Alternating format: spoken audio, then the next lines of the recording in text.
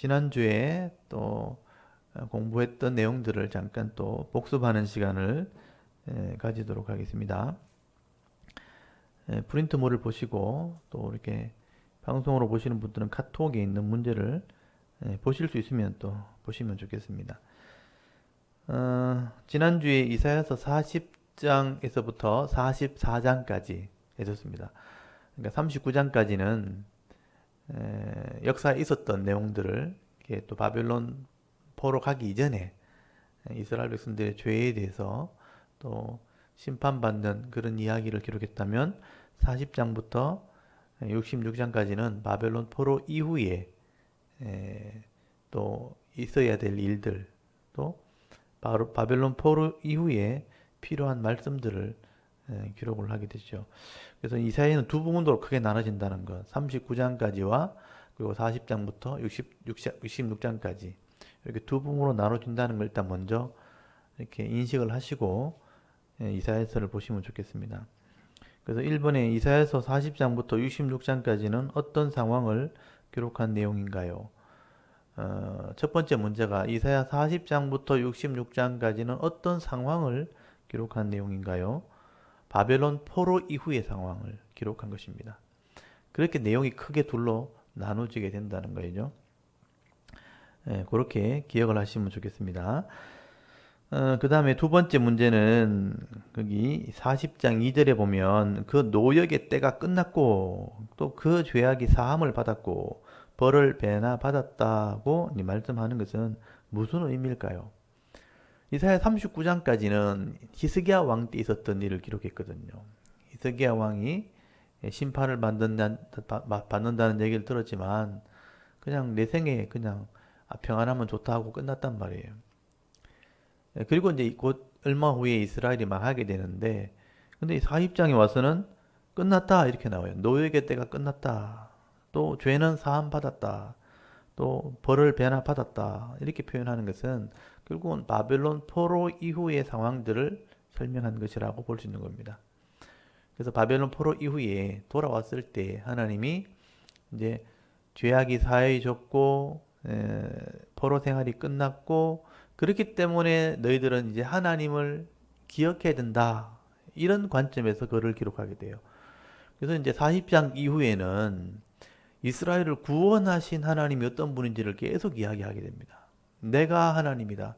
내가 신이다. 내가 여호와다. 이런 얘기를 계속 하게 되는 거예요.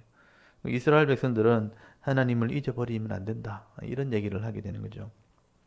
그래서 이제 이 노역의 때가 끝났다. 죄악이 사함받았다. 벌을 배나 받았다 하는 것은 바벨론 포로 이후의 상황들을 이야기하는 것이다라고 우리가 이해하시면 좋겠습니다. 그 다음에 세 번째 이사야 40장 3절에 보면 외치는 자의 소리요 또 광야에서 여호와의 길을 예비하는 사람 이렇게 나오는데요. 이 사람은 신약에서 누구를 말하는 것일까요? 그러니까 이사야 40장 3절 말씀 광야에 외치는 소리가 있었다 하는 것을 신약이 인용을 하게 됩니다. 그때 인용을 하면서 광야에서 소리라는 그 사역을 누가 감당을 하겠다 하는 것을 이제 신약에 설명을 하게 되죠. 이 사람이 누구냐면 세례 요한입니다. 세례 요한. 그래서 신구약 그 중간기에 고통이 끝나고 난 뒤에 제국에서 지배를 받는 이스라엘 백성들, 로마에게 지배받는 이스라엘 백성들이 메시아를 이제 기대하고 말라기 시대에 예언했던 엘리야를 보내달라 이렇게 할 때 광야에서 요단 강가에서 세례 요한이 하나님 말씀을 외치게 되죠. 회개하라고 외칠 때에 그 세례 요한이 자기를 소개하면서 나는 광야에 외치는 자의 소리다 이렇게 소개를 하죠. 그게 이사야 40장 3절 말씀을 인용한 겁니다. 그러니까 이 신약의 새로운 역사를 이루시는 하나님이 바벨론 포로에서 돌아오게 하는 이런 일들을 통해서 앞으로 메시아가 오게 될 것을 예언하게 되거든요. 그래서 이 이사야 40장부터는 이스라엘이 돌아오는 회복에 대한 얘기지만 결국은 죄인들이 돌아오는 그런 하나님의 이 계획과도 연결되어 있다는 거예요. 그래서 큰 그림에서 이제 이사야 40장부터는 이제 하나님의 구원에 대한 큰 그림을 가지고 보셔야 된다는 거죠. 그래서 신약과 연결되어 있다는 것도 이해하시면 좋겠습니다. 그 다음에 네 번째, 이사야 40장 8절에 있는 말씀인데요. 모든 육체는 풀과 같고 그의 아름다움은 들의 꽃과 같을 때 풀은 마르고 꽃은 시드나 무엇은 영원히 서게 된다. 이렇게 하나님 말씀하셨는데요. 이게 많이 들었던 말씀이죠. 우리 인생이 풀과 같다. 하나님의 시각에서 볼 때 그렇다는 거죠. 인생은 들판의 이 잡초, 풀과 같은 우리 인생이고 그 인생의 가장 아름다움이 그 풀의 꽃과 같다. 그렇지만 뜨거운 바람이 불어오게 되면 풀은 마르고 꽃은 시들게 지는 것인데 무엇은 영원히 서게 된다. 이렇게 이제 표현되어 있는데 그게 영원히 서는 게 뭐냐? 하나님의 말씀이죠. 하나님의 말씀. 그래서 하나님의 말씀은 시간 밖에 계시는 하나님이 창조주가 말씀을 통해서 시간 안으로 주신 거잖아요. 그래서 시간 밖에 있는 하나님의 말씀이기 때문에 시간 안에서 어느 시대든 간에 이거는 동일한 거예요. 그래서 어느 시대든 간에 이 말씀을 변할 수가 없는 거예요. 그래서 구약 시대든 신약 시대든 이 말씀은 변하지 않는 겁니다. 그래서 종말까지 이 말씀대로 이루어지게 돼 있고 성취가 되도록 돼 있죠. 그래서 이 하나님 말씀은 시간의 한계를 넘어서 있는 그런 하나님 말씀이기 때문에 인생은 죽고 없어지지만 하나님 말씀은 그 시대를 넘어서 계속 진행되는 것이다. 그런 의미입니다. 그래서 하나님 말씀은 영원히 서게 된다. 그래서 이 모세에게 주었던 이 하나님의 율법이 신약 시대나 지금이나 변함이 없는 것입니다. 그래서 우리가 기억을 해야 되겠죠. 그리고 다섯 번째 말씀을 보면 아름다운 소식을 전하는 자에게 너는 소리 높여 유다 성읍들에게 이르기를 무엇을 보라 이렇게 외치게 한다고 되어 있는데요. 무엇을 보라, 무엇을 보라고 외치게 하셨나요? 이사야 40장 9절에 보면 이게 40장의 주제와가 같은 건데요. 너희 하나님을 보라. 그러니까 하나님을 잊어버린 이스라엘 백성들이거든요. 하나님을 잃어버렸고 하나님의 이름도 잃어버렸고 하나님 말씀도 가르치지 않아서 불순종해서 이 바벨론에게 의해서 망하게 됩니다. 그래서 돌아와서 하나님이 제일 먼저 하시는 것은 너희를 창조하고 너희를 다스렸고 너희를 구원하신 그 분이 누구냐? 하나님이라는 거예요. 그래서 이스라엘 성읍들에게 소리 높여 이 광야에 소리가 가서 외치기를 너희 하나님이 누군지 한번 봐라. 그렇게 외친다는 거예요.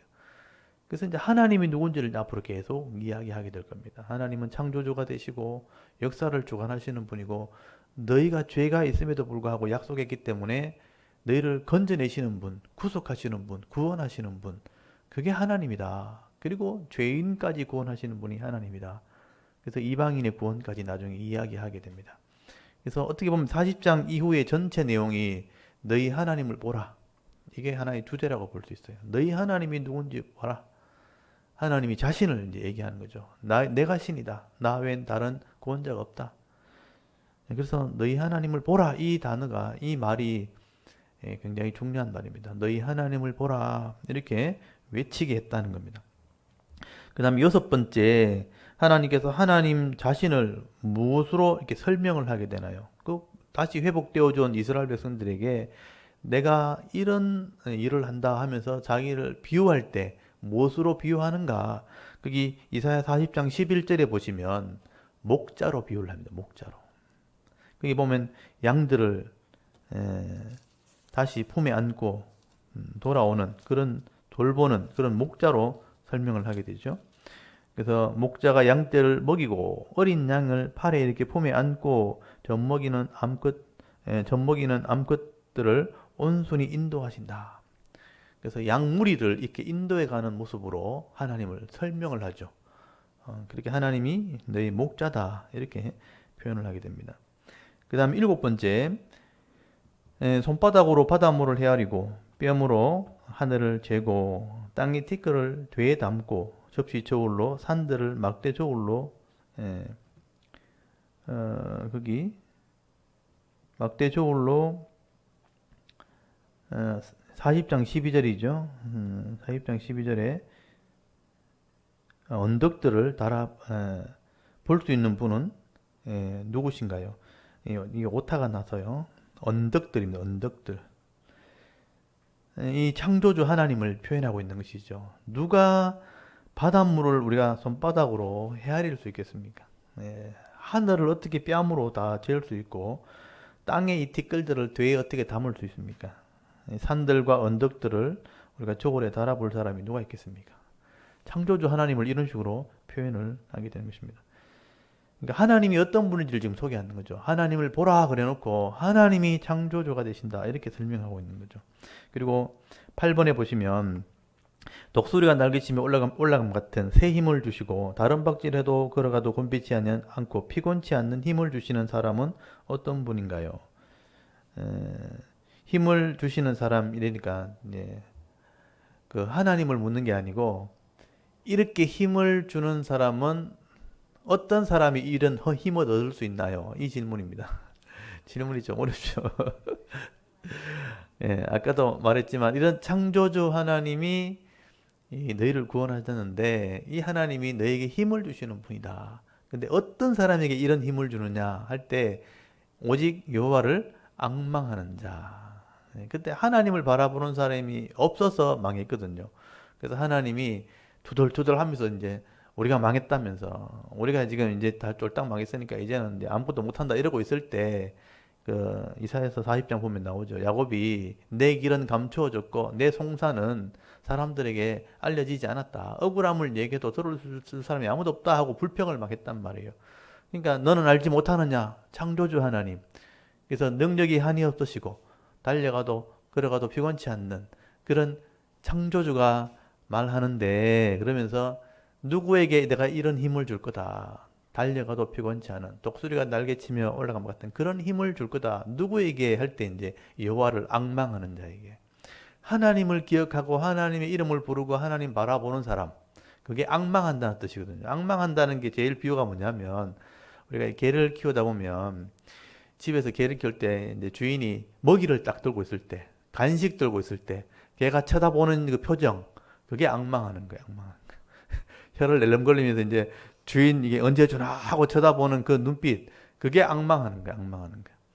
그러니까 하나님이 그걸 기대하신다는 거예요.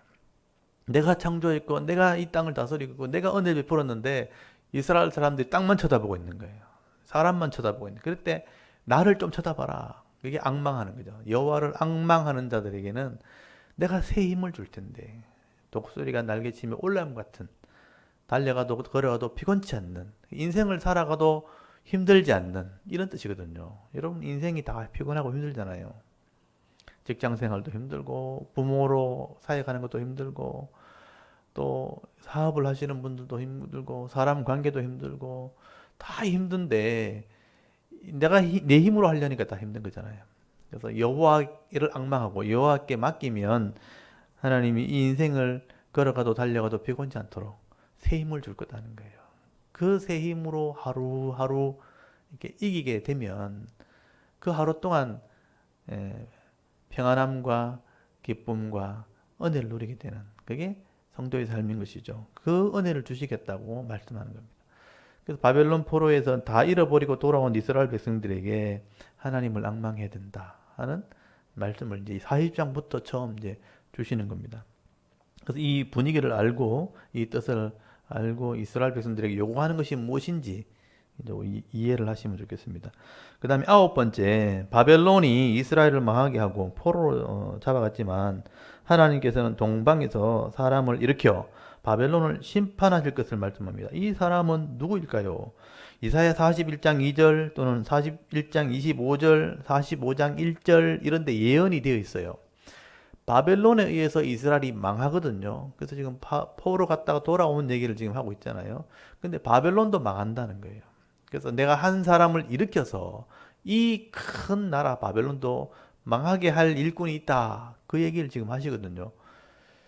이 사람이 누구냐면 역사를 살펴보면 페르시아의 첫 번째 왕이죠. 고레스라는 왕입니다. 일반 역사에는 퀴루스라고 돼 있죠. 고레스란 이 왕을 하나님이 세우셨고 그를 통해서 바벨론도 망하게 할 거다. 실제로 역사 가운데 그게 그대로 이루어집니다.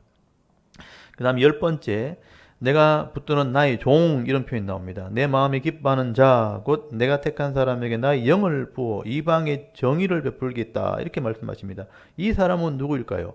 이사야 42장은 그래도 유명한 장입니다. 종에 대한, 어떤 한 종에 대한 얘기예요. 이 종이 기름을 부음을 받게 되어지고 공의와 정의를 행하는 분으로 예언이 되어 있죠. 이런 사역을 하실 분이 바로 메시아입니다. 메시아. 그래서 이사야서는 메시아에 대한 예언을 하게 됩니다.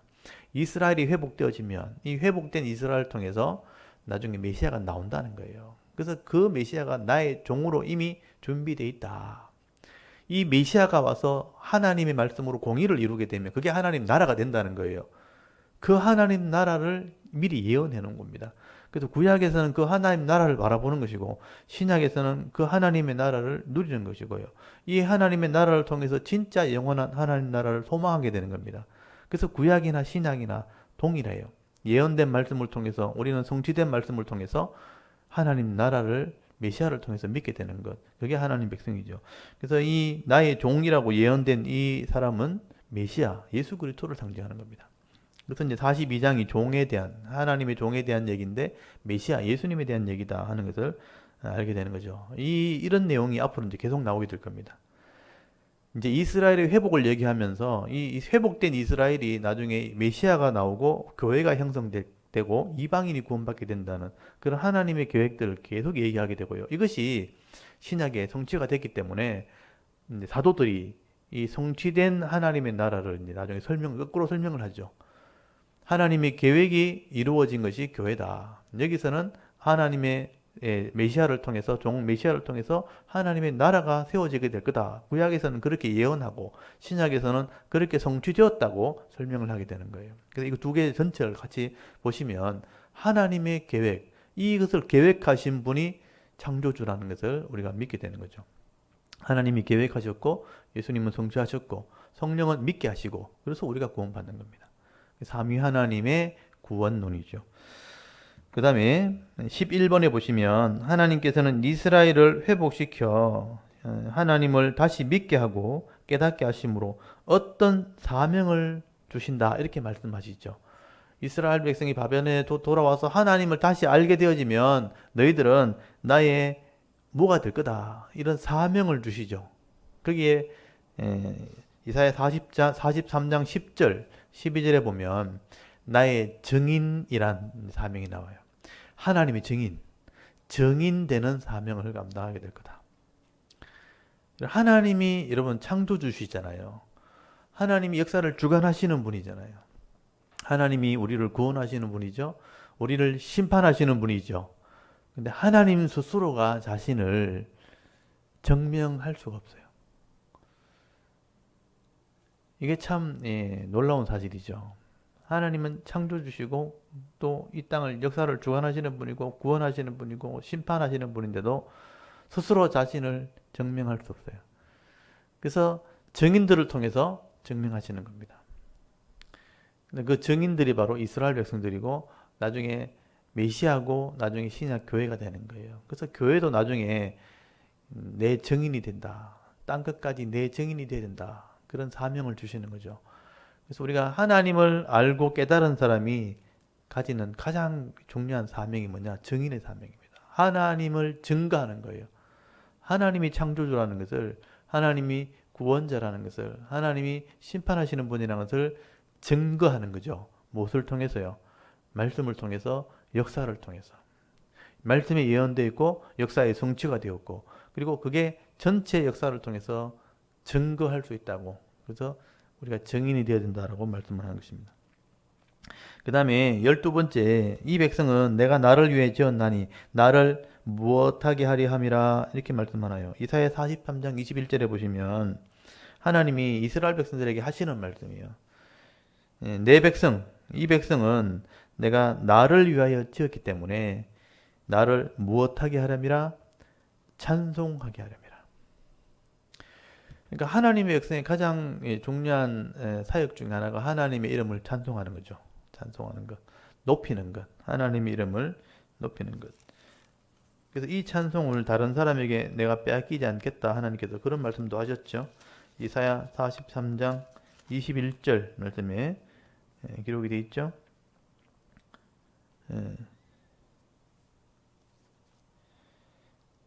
이 백성은 내가 나를 위해 지었나니 나를 찬송하게 하려 함이라. 그래서 찬송 받으시기를 원하시는 하나님이죠. 그래서 지난주에 제가 설명드릴 때 이제 그 하나님의 이름을 높이는 찬송을 우리가 많이 하면 좋다는 얘기죠. 하나님을 높일 수 있는 찬양을 많이 알고 있는 것, 또 예배 중에 또는 제가 이제 기도할 때라든지 신앙생활 할 때 하나님의 이름을 찬송하기를 원하시기 때문에 그 하나님의 은혜를 경험했을 때 하나님이 우리의 찬송 받으시기를 원하신다. 찬송하는 걸 기뻐하신다는 거죠. 그래서 우리에게 목소리를 주셨고 재능을 주셨고 또 이렇게 감각을 주셔가지고 악기로 때로는 찬양으로 목소리로 이렇게 찬양할 수 있도록 하나님께서 은사를 주셨기 때문에 내가 가진 은사를 가지고 하나님을 찬송할 때 하나님이 기뻐하신다. 그래서 시편에 보면 각종 악기가 나오잖아요. 수금과 비파와 소고와 그러니까 북이나 현악기나 관악기나 타악기도 나오고요. 여러 가지 악기를 동원해서 또는 목소리로 호흡이 있는 자들은 주인이나 종들이나 남녀 어린아이 할 것 없이 하나님을 찬송하라고 되어 있습니다. 호흡이 있는 자는 여호와를 찬송하라.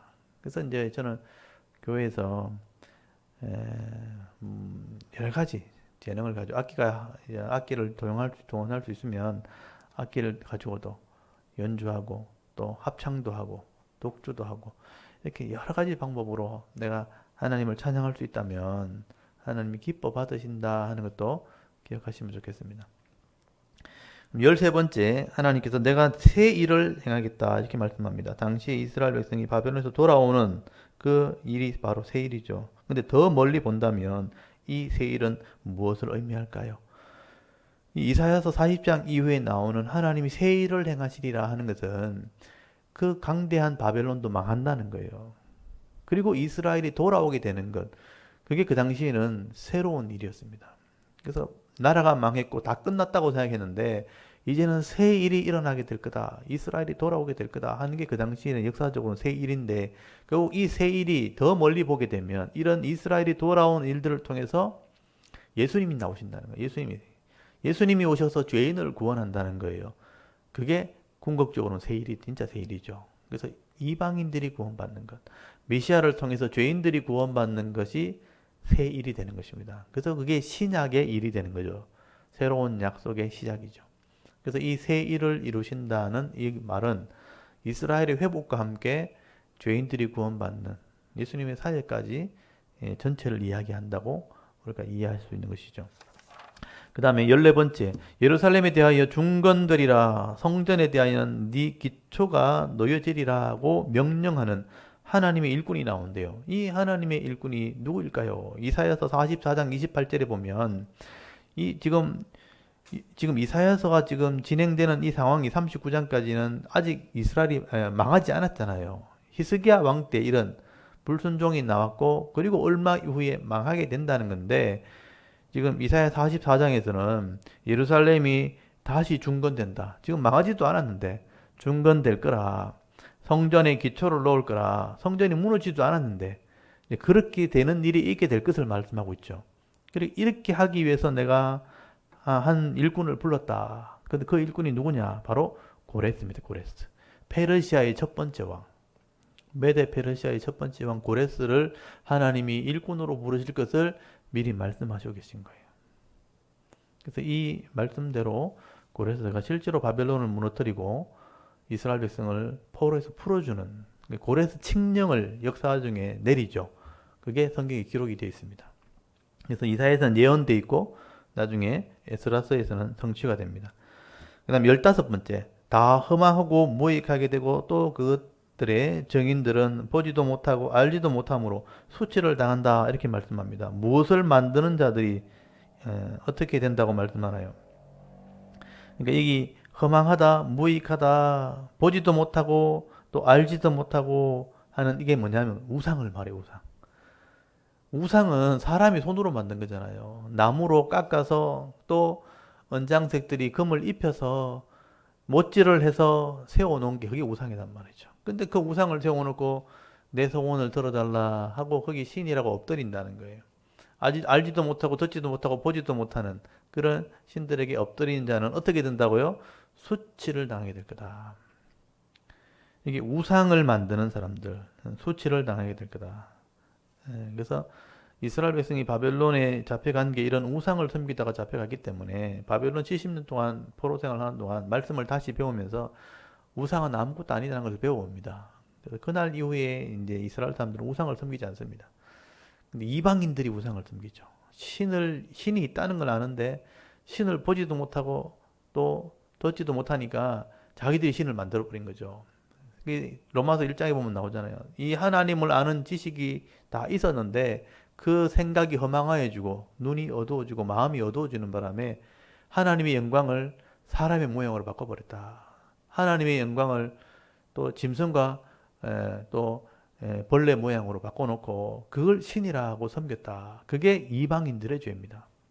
하나님을 아는 지식을 가지고 우상으로 바꿔버리는 것. 그걸 신이라고 믿으니까 하나님을 마음에 두기 싫어하기 때문에 그런 우상을 만들어 섬기게 되는 거죠. 그게 다 욕심이 욕심. 욕심대로 자기 신을 만들어 놓고 섬기는 그 죄가 바로 불신자들의 죄입니다. 그걸 우리가 이제 가르쳐 줘야 되는 거예요. 하나님의 형상을 가지고 있고 하나님을 아는 지식을 가지고 있었음에도 불구하고 그걸 다 잊어버리고 신을 만들어 놓고 그걸 하나님이라고 섬기고 있고 그걸 소원을 성취하기 위해서 엎드리고 있다는 것. 그게 바로 하나님께 범죄한 것이죠. 그게 불신자들의 죄입니다. 그래서 우상을 잃은 섬기는 자는 결국은 하나님이 나타나셨을 때 마지막에 심판하실 때 부끄러움을 당하게 되죠. 수치와 부끄러움을 당하게 될 것이다 라고 말씀을 하게 됩니다. 그 다음에 16번째 마지막 나는 처음이요 마지막이라 나 외에는 다른 신이 없느니라고 말씀하시는 분은 누구인가요? 이사야 44장 6절에 보시면 이 말씀을 하나님이 자주 사용하세요. 내가 처음이고 내가 마지막이다. 이 말이 요한계시록에 나중에 인용이 됩니다. 마지막 때 또 하나님이 자신을 드러내실 때 내가 처음이고 내가 마지막이다 할 때 거기 헬라어 신약에서는 헬라어로 이 성경을 썼기 때문에 헬라의 첫 자와 마지막 자를 이제 써가지고 내가 알파와 내가 오메가다 이렇게 인용을 하죠. 그래서 내가 처음이고 내가 마지막이다 하는 말과 나는 알파와 나는 오메가다 하는 말을 같이 신약에서 쓰게 됩니다. 이렇게 말할 수 있는 분이 누구겠는가? 내가 세상의 시작이고 내가 세상의 마지막이다. 이게 바로 창조주 하나님이죠. 하나님만이 이런 말씀을 하실 수 있는 거죠. 우리 인생은 내가 시작하지도 않았고 내가 끝낼 수도 없어요. 하나님이 태어나게 하셔야 태어나고 하나님이 데려가셔야 가는 겁니다. 우리는 그런 말 할 수 없어요. 내가 처음이고 내가 마지막이다 이런 말 우리는 못해요. 근데 하나님은 하실 수 있죠. 내가 창조주고 내가 심판주다. 그래서 하나님이 이런 말씀을 하신다. 여호와 하나님. 우리 하나님의 이름은 여호와입니다. 여호와. 야훼 또는 여호와 신. 하나님이라는 단어는 원래 신이라는 뜻, 신. 일반 사람들의 개념으로 말하면. 그래서 우리가 믿는 신은 여호와라는 이름을 가지고 있다. 그래서 우리 하나님 이름이 여호와입니다. 여호와. 여호와인데 별명이 여러 가지가 있는 거죠. 그래서 함께 하신다 할 때 임마누엘, 이기게 하신다 할 때 여호와 니시, 또 앞서 일하신다 여호와 이레, 나의 도움이다 에베네셀, 뭐 이런 별명을 가지고 있는 거죠. 나를 고치신다 여호와 라파, 그런 별명들을 가지고 있습니다. 그래서 여호와 이름을 네가 믿는 신의 이름이 뭐냐 할 때 여호와라고 기억하시면 좋겠습니다. 그 다음에 족보 한번 빨리 외우고 오늘 또 본문으로 들어가도록 하겠습니다. 아담서부터 지금 시드기야 멸망까지 족보, 아담이 10대 손, 노아 홍수까지, 아담에서 노아까지, 그래서 아담, 셋, 에노스, 게난, 마할랄렐, 야렛, 에녹, 무두셀라, 라멕, 노아. 요거를 이제 기억하셔야 돼요. 홍수 이전에 믿음의 10대 손입니다. 아담, 셋, 에노스, 게남, 마할랄렐, 야렛, 에녹, 무두셀라, 라멕, 노아. 홍수 심판 이후에는 셈, 함, 야벳 중에 셈이 예수님 족보에 믿음에 들어갑니다. 그리고 야벳, 함, 요 함은 죄를 상징하는 후손들이 되죠. 그래서 이제 셈에서부터 아브라함까지 10대 손입니다. 셈의 믿음의 자손들이죠. 그래서 셈의 아들은 아르박삿, 그 다음에 셀라, 에벨, 벨렉, 루, 수룩, 나올, 데라, 아브라함. 그래서 셈, 아르박삿, 셀라, 에벨, 벨렉까지 벨렉 때 그 바벨탑 사건이 일어나죠. 그때 언어가 혼잡하게 되고 세상 사람이 흩어지게 됩니다. 그래서 이 벨렉 때 온 세상이 나뉘어졌다. 그런 표현이 나와요. 벨렉, 루, 수룩, 나올, 데라, 아브라함. 아브라함 때 하나님 불러가지고 자손을 줄 것이고 나라를 이룰 것이고 너를 통해서 이방인도 구원받게 될 거다 하고 비전을 주죠. 꿈을 줍니다. 그게 하나님 나라에 대한 비전이에요. 그걸 아브라함이 믿은 거예요. 그래서 아브라함부터는 믿음의 후손들입니다. 아브라함부터 다윗 나라가 세워질 때까지 아브라함 때까지는 땅이 없었거든요. 그래서 아브라함 때부터 다윗까지 나라를 세울 때까지 믿음의 후손들. 그래서 아브라함 약속을 이어받은 사람은 이삭, 이삭의 아들은 야곱, 야곱이 12아들을 낳게 되죠.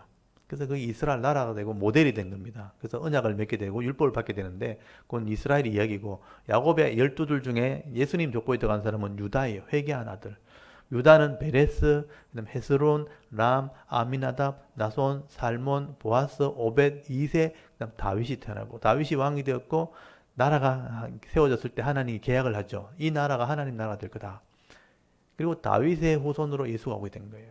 그리고 그 계약이 된 거죠. 다윗의 아들이 솔로몬이 나라의 모델이 된 거죠. 번창하게 되었고 이방 나라가 굴복하게 만들었는데 솔로몬이 제대로 훈련을 못 받고 교만해져 가지고 우상을 섬겨버리죠. 나라가 둘로 나눠집니다. 그래서 물질과 힘을 가진 북쪽 이스라엘, 거기가 멸망받은 모델이 되죠. 지금 이게 끊어졌는데, 맞아요. 끊어졌어요? 예? 괜찮아요? 예. 그러니까 북쪽 이스라엘은 멸망의 모델이라고 보시면 돼요. 그래서 불순종하되 물질과 우상을 섬기다가 망한 왕조, 북왕조. 그래서 여로보암부터 호세아까지 19명의 왕입니다. 크게 두 왕조가 나오죠. 오므리 왕조와 예후 왕조. 그래서 그 나머지는 다 반역에서 망하게 됩니다. 그래서 여로보암, 그 다음에 나답, 그 다음 반역이 일어나죠. 바하사, 엘라, 반역, 시므리, 또 반역, 오므리. 오므리의 아들이 아합이고 우상을 섬기고요. 아하시아, 요람 비참하게 죽습니다. 그리고 예후 왕조가 세워지고 네 명의 아들이 나와요. 요아스, 요아스, 여로보암, 미세스 가랴. 물질을 선택했다가 나중에 망합니다. 반역을 당하죠. 살룸, 그 다음에 문나햄, 그 다음에 브가히아는 아들이고, 그 다음 베가의 반역, 호세아 반역 해서 아수르에게 망하게 되고 722년에 무너지게 됩니다. 이방인들이 와서 섞여버렸죠. 그리고 남쪽 유다는 솔로몬의 아들 르호보암부터 네 번의 계획이 있습니다. 르호보암, 아비암, 아사 때 첫 번째 계획. 근데 나중에 나이 들어서 병들어 하나님을 배반하고 다리에 병들어 죽습니다. 그 다음에 요사밧 두 번째 계획이죠. 근데 우상을 섬기게 되고 아합과 사돈을 맺는 바람에 아들들이 다 우상을 섬깁니다. 그래서 요사밧의 아들 요람과 아하시아는 비참하게 죽고요. 아달랴가 왕자들 다 죽입니다. 근데 자기가 왕이 되죠. 그 다음에 살아난 아들 하나가 요아스인데 요아스가 우상을 섬기죠. 부하에게 죽임을 당하고 그 다음에 아마샤 손자도 우상을 섬기다가 부하에게 죽임을 당합니다. 다 우상을 섬기면서 혼란을 겪게 되고 이것을 개혁한 사람이 세 번째 개혁 우시아입니다. 근데 나중에 문둥병에 걸려 죽죠. 교만해서. 그 다음에 요담, 아하스, 악한 왕이고요. 그 다음에 히스기야가 네 번째 개혁을 합니다. 근데 이제 병들어 15년 더 사는 바람에 교만해가지고 므낫세를 낳게 되죠. 므낫세 때 나라가 망합니다. 내가 심판하겠다고 하나님 결정하셨어요. 그때 이사야 선지자가 활동할 때입니다. 그래서 므낫세 다음에 아몬, 요시야 때 일꾼을 키우는 개혁. 이미 포로되어 가기로 작정되기 때문에 일꾼을 키우려고 요시야가 말씀을 가르치는 개혁을 합니다. 그리고 일찍 죽죠. 그 다음에 여호아스가 애굽에 잡혀가 죽고 여호야김 1차 포로, 여호야긴 2차 포로, 시드기야 3차 포로에서 바벨론에 잡혀가서 나라가 1차 나라가 망하게 된 것이죠. 그게 이스라엘의 역사입니다. 이렇게 아담서부터 시드기야까지 정리를 하고요. 나중에 포로 갔다 돌아온 뒤에 거기 수룹바벨 스알디엘부터 해서 14명 뒤에 예수님이 오시게 되죠. 그건 신구약 400년 사이에 있었던 일들입니다. 그건 나중에 또 정리하면 좋겠습니다. 일단 족보를 다 이렇게 기억하셔야지 이스라엘 역사를 쉽게 이해할 수 있습니다. 이 족보는 제가 생각할 때 모든 성도는 다 외워야 돼요. 이게 다 머릿속에 정리가 되어 있으면요. 성경 전체를 다 하나님의 구원 계획을 다 이해할 수 있습니다. 근데 이게 없으면 하나님의 구원 경륜, 구원 계획을 설명하는데 많은 어려움이 있어요. 시간도 많이 걸리고 복잡하게 되고.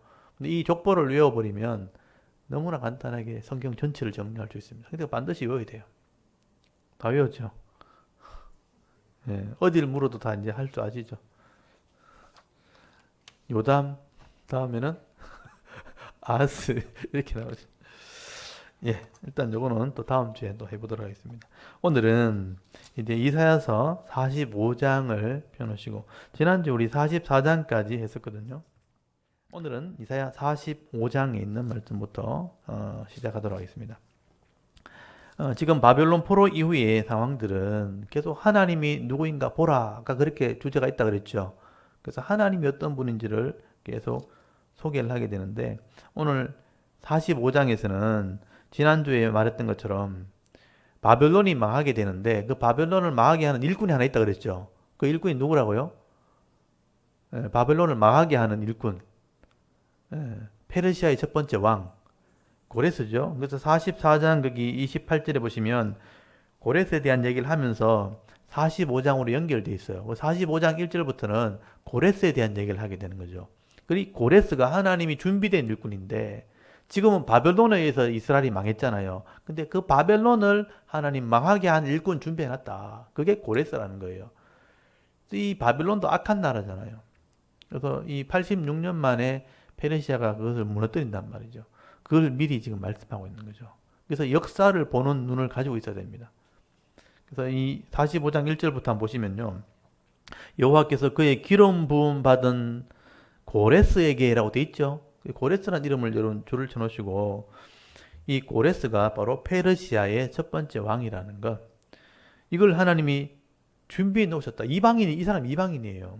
이방인인데 하나님 준비해 주셔서 원래 이제 이 페르시아 역사를 보면 이 퀴루스 고레스는 원래 죽었어야 될 사람이에요.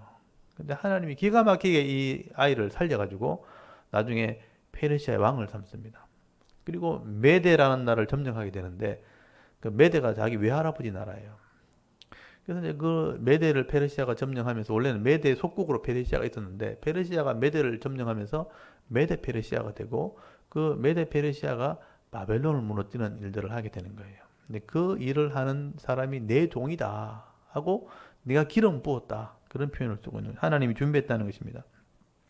그래서 고레스에게 45장 1절에 보시면 이같이 말씀하시되 내가 그의 오른손을 붙들고 그 앞에 열국을 항복하게 하며 내가 왕들의 허리를 풀어 그 앞에 문들을 열고 성문들이 닫히지 못하게 하리라 라고 돼 있죠.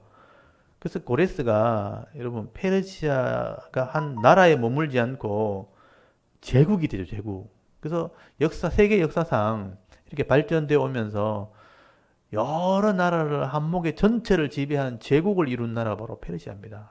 페르시아부터를 제국이라고 해요. 제국, 페르시아 제국. 그 다음에 로마 제국 이런 말을 쓰는 거예요. 그래서 모든 나라를 하나님이 성문을 열게 하셔서 그 나라를 왕들이 허리를 풀어서 그 앞에 엎드리게 할 거다. 이런 예언이 되어 있죠. 실제로 이 고레스가 그 모든 그 팔레스타인 지역과 그 지금의 그 바벨론 지역, 그 다음에 터키, 그 다음에 애굽 지역까지 전체를 다 장악을 하게 됩니다. 그래서 이렇게 제국을 이룰 사람이 바로 고레스였다 하는 것을 말씀하게 되고요. 2절에 내가 너보다 앞서가서 험한 곳을 평탄하게 하며 논문을 쳐서 부수며 쇠빗장을 꺾고 여기 논문이라고 되어 있는데 이 논문이 바벨론 성문입니다. 대부분의 성문은 다 나무로 만들거든요. 근데 그 당시의 역사상에 보면 이 바벨론의 성이 이 기록이 되어 있는데 노수로 된 문을 가지고 있어요. 그래서 그 성 둘레에 바벨론 성 둘레에 땅을 파서 해자, 물을 둘러놨거든요. 유브라데스 강을 성에 둘러놔가지고 그 강을 건너는 다리를 만들게 됩니다. 그래서 성에서부터 노수로 된 이 다리를 내리면 다리가 되고 들어 올리면 성문이 되는 거예요. 그래서 아무도 바벨론 성에 들어가지 못하도록 그런 큰 성을 만들었는데 그게 고대 바벨론 성입니다. 그래서 이 노성문을 누가 부서뜨리냐? 고레스가 부서뜨립니다. 그래서 이 바벨론이 망하거든요. 그 망한 역사가 이 페르시아 역사에 기록이 되어 있습니다. 그래서 이걸 지금 예언하고 있죠. 논문을 쳐서 부수며 쇠빗장을 끊고 네게 흑암 중에 보화와 은밀한 곳에 숨은 재물을 줘. 네 이름을 부르는 자가 나 여호와 이스라엘의 하나님인 줄 네가 알게 하리라. 내가 나의 종 야곱, 내가 택한 자 이스라엘을 위하여 네 이름을 불러. 너는 나를 알지 못하였을지라도 네게 칭호를 주었노라. 고레스는 하나님 알지 못했지만 하나님 고레스 알고 있어요. 내가 너에게 칭호를 줬다고 말하고 있죠. 5절에 나는 여호와라 나 외에는 다른 이가 없나니 나밖에 신이 없느니라. 여러분 이 말씀이 바벨론 포로 이후에 계속 나와요. 하나님이 자존심이 상해가지고 내가 신인데 하나님이 진짜 신인데 아무도 하나님을 진짜 신이라고 말하는 사람이 아무도 없는 거예요. 그러니까 하나님 스스로 말씀하시는 거죠. 내가 신인데 이러면서 나 외엔 다른 신이 없는데 그러면서 하나님이 직접 이렇게 말씀하시는 거예요. 이스라엘 사람들이 하나님을 그렇게 말 안 하니까 이 표현이 이제 앞으로 계속 나올 겁니다. 나 외에는 나밖에 다른 신이 없느니라. 너는 나를 알지 못하실지라도 나는 네 띠를 동일 것이요 해 뜨는 곳에서든지 지는 곳에서든지 나밖에 다른 이가 없는 줄 알게 하리라. 나는 여호와라 다른 이가 없느니라. 여러분 나는 여호와라 그러죠. 여호와가 하나님 이름이에요. 다른 성경에는 나는 야훼라. 야훼가 듣기 좋으면 야훼라고 그러시면 되고요. 그래서 우리 예전에 산에 가면 소리 질렀잖아요. 뭐라고 소리 질렀어요? 그게 멀리서 들으면 야훼로 들려요. 야훼여. 그게 이제 산에 가서 왜 야호 그런지 모르잖아요. 그런 거 해봤어요, 옛날에. 우리 어릴 때는 이제 산에 가면 진짜 손에 막 올라가자마자 야호 그랬거든요. 이쪽에서 야호 하면 저쪽에서 야호 하고 말했단 말이에요. 요즘에는 이제 동물들이 놀란다고 못하게 하는데 그 산에 가서 왜 야호를 할까 생각해보니까 이스라엘 사람들이 자기 신한테 기도할 때 늘 야훼여 야훼 이런데 옆에서 듣다 보니까 산에 가면 저래야 되는가 싶어가지고 그게 구전이 돼가지고 우리나라 사람들은 산에 가면 야호 그러는데 그게 사실 야훼여라고 하지 않았을까. 믿거나 말거나 믿니까. 예, 제 생각입니다 그냥. 그래서 야훼라는 게 여호와 하나님 이름이죠. 그래서 이걸 지난주 제가 설명드렸죠. 자음만 있는데 발음을 못 해가지고 신약에 아도나이라는 모음을 빼가지고 그 자음에다가 모음을 그러니까 아도나이 모음을 딱 붙이면 여호와가 돼요. 그래서 여호와라고 불렀을 뿐이지 실제 원 발음은 야훼에 가깝다. 그렇게 말씀드렸죠. 근데 우리가 너무 오랫동안 여호와라고 이렇게 영어로 번역할 때 영어에서 여호와라는 번역을 이렇게 했거든요. 그러니까 너무 오랫동안 우리가 영어 번역본을 가지고 들어 하나님을 적을 때 여호와라고 적어가지고 너무 오랫동안 그렇게 하다 보니까 야훼가 더 가까운 발음이라 해도 쉽게 못 바꾸는 거예요. 근데 제가 알기로는 순복음 교회 가면 이 여호와를 야훼로 부르는 걸로 제가 알고 있거든요. 바꿔도 괜찮을 것 같아요. 저는 야훼라 하는 것도 괜찮습니다. 나는 야훼라 좀 더 있어 보이죠. 다른 이가 없느니라. 하나님의 자존심입니다. 그리고 7절 나는 빛도 짓고 어둠도 창조하며 나는 평안도 짓고 환난도 창조하나니 나는 여호와라 이 모든 일을 행하는 자니라 하였노라. 그래서 하나님 빛도 지으셨고 어둠도 창조하신 분이에요. 평안도 짓게 하셨고 환난도 창조하시는 분이라. 그래서 이 빛도 짓고 어둠도 창조했다 이런 내용을 가지고 조금 더 확대 해석하게 되면 이 페르시아의 종교가 불을 믿는 종교거든요. 그래서 빛의 신과 어둠의 신이 있어요. 그래서 빛의 신과 어둠의 신이 이 땅을 다스린다 이렇게 믿고 있는데 그래서 그 종교가 땅을 지배했을 때 페르시아가 지배했을 때 그걸 배화교라고 그래요. 배화교. 나중에 조라스터교가 되거든요. 빛을 믿는 종교인데. 그 안에는 빛의 신과 어둠의 신이 있단 말이에요. 근데 하나님이 이 페르시아의 그 지배를 또 고레스를 얘기하면서 빛 대신 어둠의 신 따로 있는 게 아니고 내가 빛을 지었고 내가 어둠을 창조했다는 거예요. 진짜 신이 누구냐고요? 나 여호와라는 거예요. 이 페르시아의 종교를 이렇게 아무것도 아니라고 얘기하는 것이죠. 그래서 내가 여호와, 내가 진짜 신이다. 그래서 여기 보면 빛도 짓고 어둠도 창조하고 평안도 짓고 환란도 창조하는 내가 여호와다. 나는 여호와라. 이 모든 일을 행하는 자다. 나라를 세우기도 하고 나라를 망하기도 하고 왕을 세우기도 하고 왕을 심판하기도 하시는 그분이 누구냐? 여호와가 하는 일이다. 빛이 하는 게 아니고 어둠이 하는 게 아니고 빛의 신 어둠의 신이 아니고 내가 하는 거다 하는 것을 표현하고 있다는 거예요. 그 당시 문화 속에 이런 말들이 나오는 것이죠.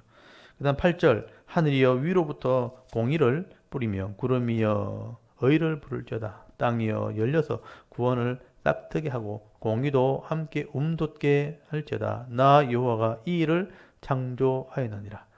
여기 보시면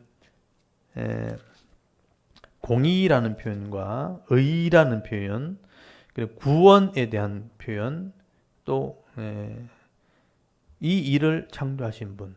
그래서 공의는 하나님 말씀이고 의도 하나님 말씀, 공의와 정의는 하나님 말씀이죠. 하나님 말씀으로 구원하시는 분이 하나님이에요. 그 여호와, 이 일을 창조한 분이 여호와다. 그리고 이제 9절에 보면 비유로 설명을 하죠. 이런 하나님을 비유로 설명을 하는데 창조주 하나님을 그릇을 만드는 토기장이로 설명하는 것입니다. 토기장이가 그릇을 만들 때 마음대로 하잖아요. 토기장이가 그릇을 마음대로 하는 것처럼 내가 이 땅을 다스리고 있다는 것을 토기장이로 비유합니다. 9절 질그릇 조각 중 한 조각 같은 자가 자기를 지으신 이와 더불어 다툴진대 화 있을진저 진흙이 토기장에게 너는 무엇을 만드느냐 또는 네가 만든 것이 그는 손이 없다 말할 수 있겠느냐 아버지께는 무엇을 낳았소 하고 묻고 어머니에게 무엇을 낳으리고 해산의 수고를 하였소 하고 묻는 자는 화 있을진저. 그러니까 이런 토기장이가 그릇 만드는데 그릇이 갑자기 토기장이한테 나를 왜 만들었어? 이렇게 말한 그릇이 있겠는가? 아버지 어머니가 이렇게 자식을 낳았는데 자식이 태어나더니만 나를 왜 낳았어? 이렇게 할 자식이 있겠는가? 와 있을진저 이렇게 말씀하시죠. 그래서 이제 11절에 이스라엘의 거룩하신 이 곧 이스라엘을 지으신 여호와께서 이같이 이르시되 내가 장래일을 내게 물으며 또 내 아들들과 내 손으로 한 일에 관해 내게 명령하려느냐. 하나님이 우리 창조주신데 이스라엘 백성들이 하나님을 모르니까 장래일을 묻고 이렇게 해라 저렇게 해라 하나님께 명령하듯이 말한다는 거예요. 하나님을 모르니까 그렇게 하는 거죠. 자기가 주인처럼 행동하는 거죠. 그게 믿음이 없는 거라는 거예요. 화 있을진저. 그래서 망한 겁니다. 12절에 내가 땅을 만들고 그 위에 사람을 창조하였으며 내가 내 손으로 하늘을 펴고 하늘의 모든 군대에게 명령하였노라. 이게 창조주죠. 내가 공의 또 나왔죠. 공의로 그를 일으킨지라. 그의 모든 길을 곧게 하리니. 그가 나의 성읍을 건축할 것이며 사로잡힌 내 백성을 갚음이 없이 놓으리라. 만군의 여호와의 말이니라 하셨느니라. 그리고 내가 여기 군대를 일으키고 내가 내 백성을 다스린다. 역사를 주관하시는 하나님을 설명하는 겁니다. 그리고 14절에 여호와께서 이같이 말씀하시되 애굽의 소득과 구스가 무역한 것과 스바의 장대한 남자들이 네게로 건너와서 네게 속할 것이요 그들이 너를 따를 것이라. 사슬에 매여 건너와서 내게 굴복하고 간구하기를 하나님이 과연 내게 계시고 그 외에 다른 하나님이 없다 하리라 하시니라. 그래서 나라를 주관하시는 하나님을 얘기한 겁니다. 그리고 15절에 구원자 이스라엘의 하나님이여 진실로 주는 스스로 숨어 계시는 하나님이시니다. 여기 줄을 쳐놓으시고요. 하나님이 창조하시고 하나님이 역사를 주관하시고 나라를 주관하시는 분이 맞죠. 근데 하나님은 스스로 숨어 계신다는 거예요. 스스로 자신을 드러내지 않습니다. 그래서 믿게 하시는 하나님이에요. 하나님은 눈으로 볼 수 있는 분이 아니라는 거예요. 역사를 보면서 하나님을 아는 겁니다. 그래서 그 하나님을 말씀을 통해서 믿게 하시는 분이 하나님이지, 하나님은 눈에 보여서 사람에게 눈에 보여가지고 그렇게 알게 하는 신이 아니라는 거예요. 스스로 숨어 계시는 하나님이라. 우리가 믿음으로만 하나님을 이해할 수 있다 하고 말씀을 하게 되는 거죠. 근데 사람들은 16절부터 보십시오. 하나님이 눈에 안 보이니까 스스로 숨어 계시는 분인 줄 이해를 못하니까 뭘 만들죠. 그게 바로 우상입니다. 하나님 그걸 싫어하시죠. 16절에 우상을 만드는 자는 부끄러움을 당하며 욕을 받아 다 함께 수욕 중에 들어갈 것이로되 이스라엘은 여호와께 구원을 받아 영원한 구원을 얻으리니 내가 영원히 부끄러움을 당하거나 욕을 받지 아니하리로다. 그래서 하나님은 스스로 숨어 계시는 분이란 의미를 여러분 잘 이해하셔야 돼요. 하나님은 창조주시기 때문에 드러나지 않습니다. 하나님은 모든 곳에 계시지만 시간 밖에 계시기 때문에 모든 시간에 다 계시고 시간 밖에 있으니까 시간의 시작과 시간의 끝을 가지고 계시잖아요. 그러니까 시간 안에 있는 모든 것을 다 주관할 수 있잖아요. 그러니까 우리 그냥 논리적으로 이해할 때 태초부터 종말까지 밖에서 이걸 창조했기 때문에 시간에 어디든지 다 개입이 된단 말이죠. 그래서 어디든지 다 하나님이 계시는 분으로 5차원적으로 계시는 분으로 우리가 이해할 수 있는데 모든 곳에 다 계시지만 하나님 모든 곳에 다 나타나 버리면 우리는 아무것도 할 수 없어요. 그래서 하나님 스스로 숨어 계시는 거죠. 그래서 스스로 숨어 계시면서 창조주로 구원주로 심판주로 믿게 하시는 하나님이죠. 근데 그걸 우리가 모양으로 만들어 놓고 이게 신이라 하면 하나님을 모독하는 것입니다. 그래서 하나님 그렇게 하면 수치를 당하게 될 것이라. 하나님이 너희를 구원하게 되는 것이다. 그래서 여러분 18절 한번 보십시오. 대저 여호와께서 이같이 말씀하시되 하늘을 창조하신 그는 하나님이시니 그가 땅을 지으시고 그것을 만드셨으며 그것을 견고하게 하되 혼돈하게 창조하지 아니하시고 사람이 거주하게 그것을 지으셨나니 나는 여호와라 나 외에는 다른 이가 없느니라. 하나님이 다 창조하시되 질서 있게 우리가 거할 수 있는 모든 그 안에 과학적인 체계를 따라서 우리를 창조해 놓은 거예요. 그래서 그 안에 모든 우리가 물리라든지 생물이라든지 과학을 우리가 법칙을 발견하게 된 것은 하나님이 그렇게 만들어 놓은 걸 우리가 이해한 것이죠. 그 모든 법칙과 모든 질서를 세우신 분이 하나님이십니다. 19절에 나는 감추어진 곳과 캄캄한 땅에서 말하지 아니하였으며 야곱 자손에게 네가 나를 혼돈 중에서 찾으라고 이러지 아니하였노라. 나 여호와는 의를 말하고 정직한 것을 알리느니라. 나 여호와는 의를 말하고 이게 의라는 게 하는 말씀으로 이해하시면 되겠죠. 공의의 하나이기 때문에 정직한 것을 알리느니라. 하나님께서 우리를 창조하셨고 하나님이 우리를 다스리고 계시는 분이다. 그 얘기를 지금 계속 하고 있는 것입니다. 그런데 이스라엘은 우상을 섬기고 이방인들은 다른 신을 섬기는 거예요. 그래서 그 사람들 화 있을진저.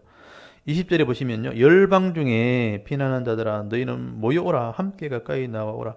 나무 우상을 가지고 다니며 구원하지 못하는 신에게 기도하는 하는 자들은 무지한 자들이니라. 여러분 나무 우상을 들고 다니면서 우상을 섬기는 것은 무지한 거예요. 하나님을 모르는 거예요. 이게 신이라고 믿고 있는 것이죠. 무지한 자들이라. 21절 너희는 알리며 진술하고 또 함께 의논하여 보라. 이 일을 옛부터 듣게 한 자가 누구냐? 이전부터 그것을 알게 한 자가 누구냐? 나 여호와가 아니냐? 나 외에는 다른 신이 없느니라. 또 말씀하시죠. 나 외에는 다른 신이 없나니 나는 공의 동그라미시고 공의를 행하며 구원을 베푸는 하나님이라. 나 외에는 다른 이가 없느니라. 지금 계속 나 외에는 다른 이가 없다고 얘기하시죠? 왜냐하면 그 시대만 해도 하나님을 신으로 온전히 믿지 않았기 때문에 이스라엘 백성조차도 하나님을 잊어버리고 있었기 때문에 내가 구원자다 또 내가 창조주다는 얘기를 계속하게 되는 거예요. 22절 땅의 모든 끝이여 내게로 돌이켜 구원을 받아라. 나는 하나님이라 엘로힘이라 신이란 뜻이죠. 다른 이가 없느니라. 내가 나를 두고 맹세하기를 내 입에서 공의로운 말이 나갔은즉 돌아오지 아니하나니 내게 모든 무릎을 꿇겠고 모든 혀가 맹세하리라 하였노라. 내게 대하여 어떤 자의 말에 공의와 힘은 여호와께만 있나니 사람들이 그에게로 나갈 것이라. 무릇 그에게 노하는 자는 부끄러움을 당하리라. 그러나 이스라엘 자손은 다 여호와로 말미암아 의롭다함을 얻고 자랑하리라 하느니라. 그래서 여러분 45장 전체는 고레스를 들어서 쓰실 것을 말씀하시면서 고레스가 믿는 페르시아가 믿는 그 종교 배화교 불을 믿고 또 빛의 신, 어둠의 신을 믿는 종교도 가짜다. 그게 진짜 신이 아니다. 내가 신이다. 내가 창조했고, 내가 다스리고, 내가 구원하는 거다. 그 얘기를 지금 계속 하시죠. 그리고 우상을 만들어 놓고 신이라는 자는 무지한 자들이다. 내가 구원자다. 그래서 다스릴 때는 공의와 정의를 가지고 구원해 주시는 분. 공의와 정의는 말씀이에요. 말씀으로 우리를 구원하시는 분이 하나님이라는 얘기를 계속하게 되는 겁니다. 그래서 40장을 정리하시면 고레스와 그 다음에 창조주 하나님, 구원자 하나님, 나 외에는 다른 이가 없느니라. 그리고 스스로 숨어계신 하나님. 이게 이제 45장에 나오는 얘기입니다. 그 다음 46장부터 47장까지는 두 장은 바벨론의 멸망입니다. 바벨론. 지금 이스라엘 백성은 지금 바벨론의 멸망을 받게 되지요.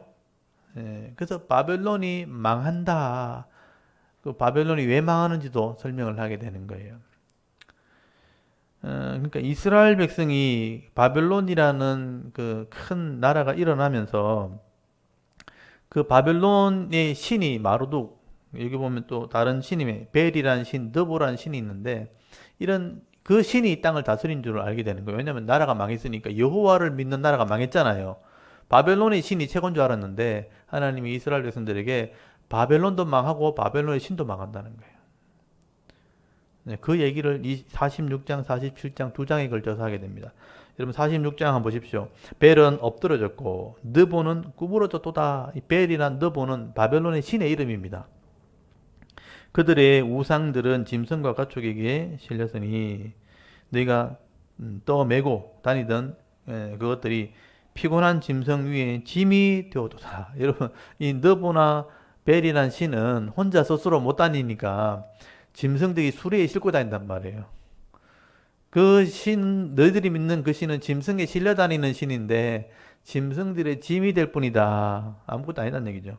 2절에 그들은 구부러졌고 그들은 일제히 엎드러졌으므로 그 짐을 구하여 내지 못하고 자기들도 잡혀갔느니라. 나라가 망하면요 신이 잡혀가거든요. 신도 질질 끌려다닌단 말이에요. 그러니까 구부러지고 넘어졌다, 엎어졌다. 이 신은 아무것도 아니죠. 이게 바벨론의 신입니다. 3절에 야곱의 집이여 이스라엘 집에 남은 모든 자여 내게 들을지어다. 배에서 태어남으로부터 내게 안겼고 태에서 남으로부터 내게 업힌 너희여. 지금 어린 나이에 이스라엘을 비유하고 있죠. 내가 노년에 이르기까지 내가 그리하겠고 백발이 되기까지 내가 너희를 품을 것이라. 내가 지어선정 내가 업을 것이요 내가 품고 구하여 내리라. 그러니까 이스라엘 백성들이 애굽에서 나올 때부터 여기 출생으로 본다면 바벨론에 망하기까지 그러니까 나올 때부터 죽을 때까지 내가 너를 다스릴 거다 이 말이죠. 그 다음에 5절 너희가 나를 누구에게 비기며 누구와 짝하며 누구와 비교하여 서로 같다 하겠느냐. 왜 이런 말씀 하시냐면 그 이스라엘이 하나님을 잊어버리고 우상을 섬겼거든요. 그러니까 내가 업었고 내가 키웠고 내가 너희를 구원했는데 자기들이 신이라 하는 이제 아버지라고 부르는 다른 신이 있는 거죠. 그게 바알 신이거든요.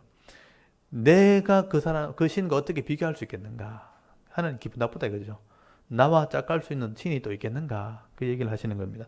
6절에 사람들이 주머니에서 금을 쏟아내며 언을 저울에 달아 도금장이 기술자들입니다. 금속을 다루는 기술자들 이렇게 주고 그것으로 신을 만들게 하고 그것에게 엎드려 경배하며 그것을 들어 어깨에 메어다가 그의 초소에 두며 그것이 서 있고 거기에서 능히 움직이지 못하며 그에게 부르짖어도 능히 응답하지 못하며 고난에서 구하여 내지도 못하느니라.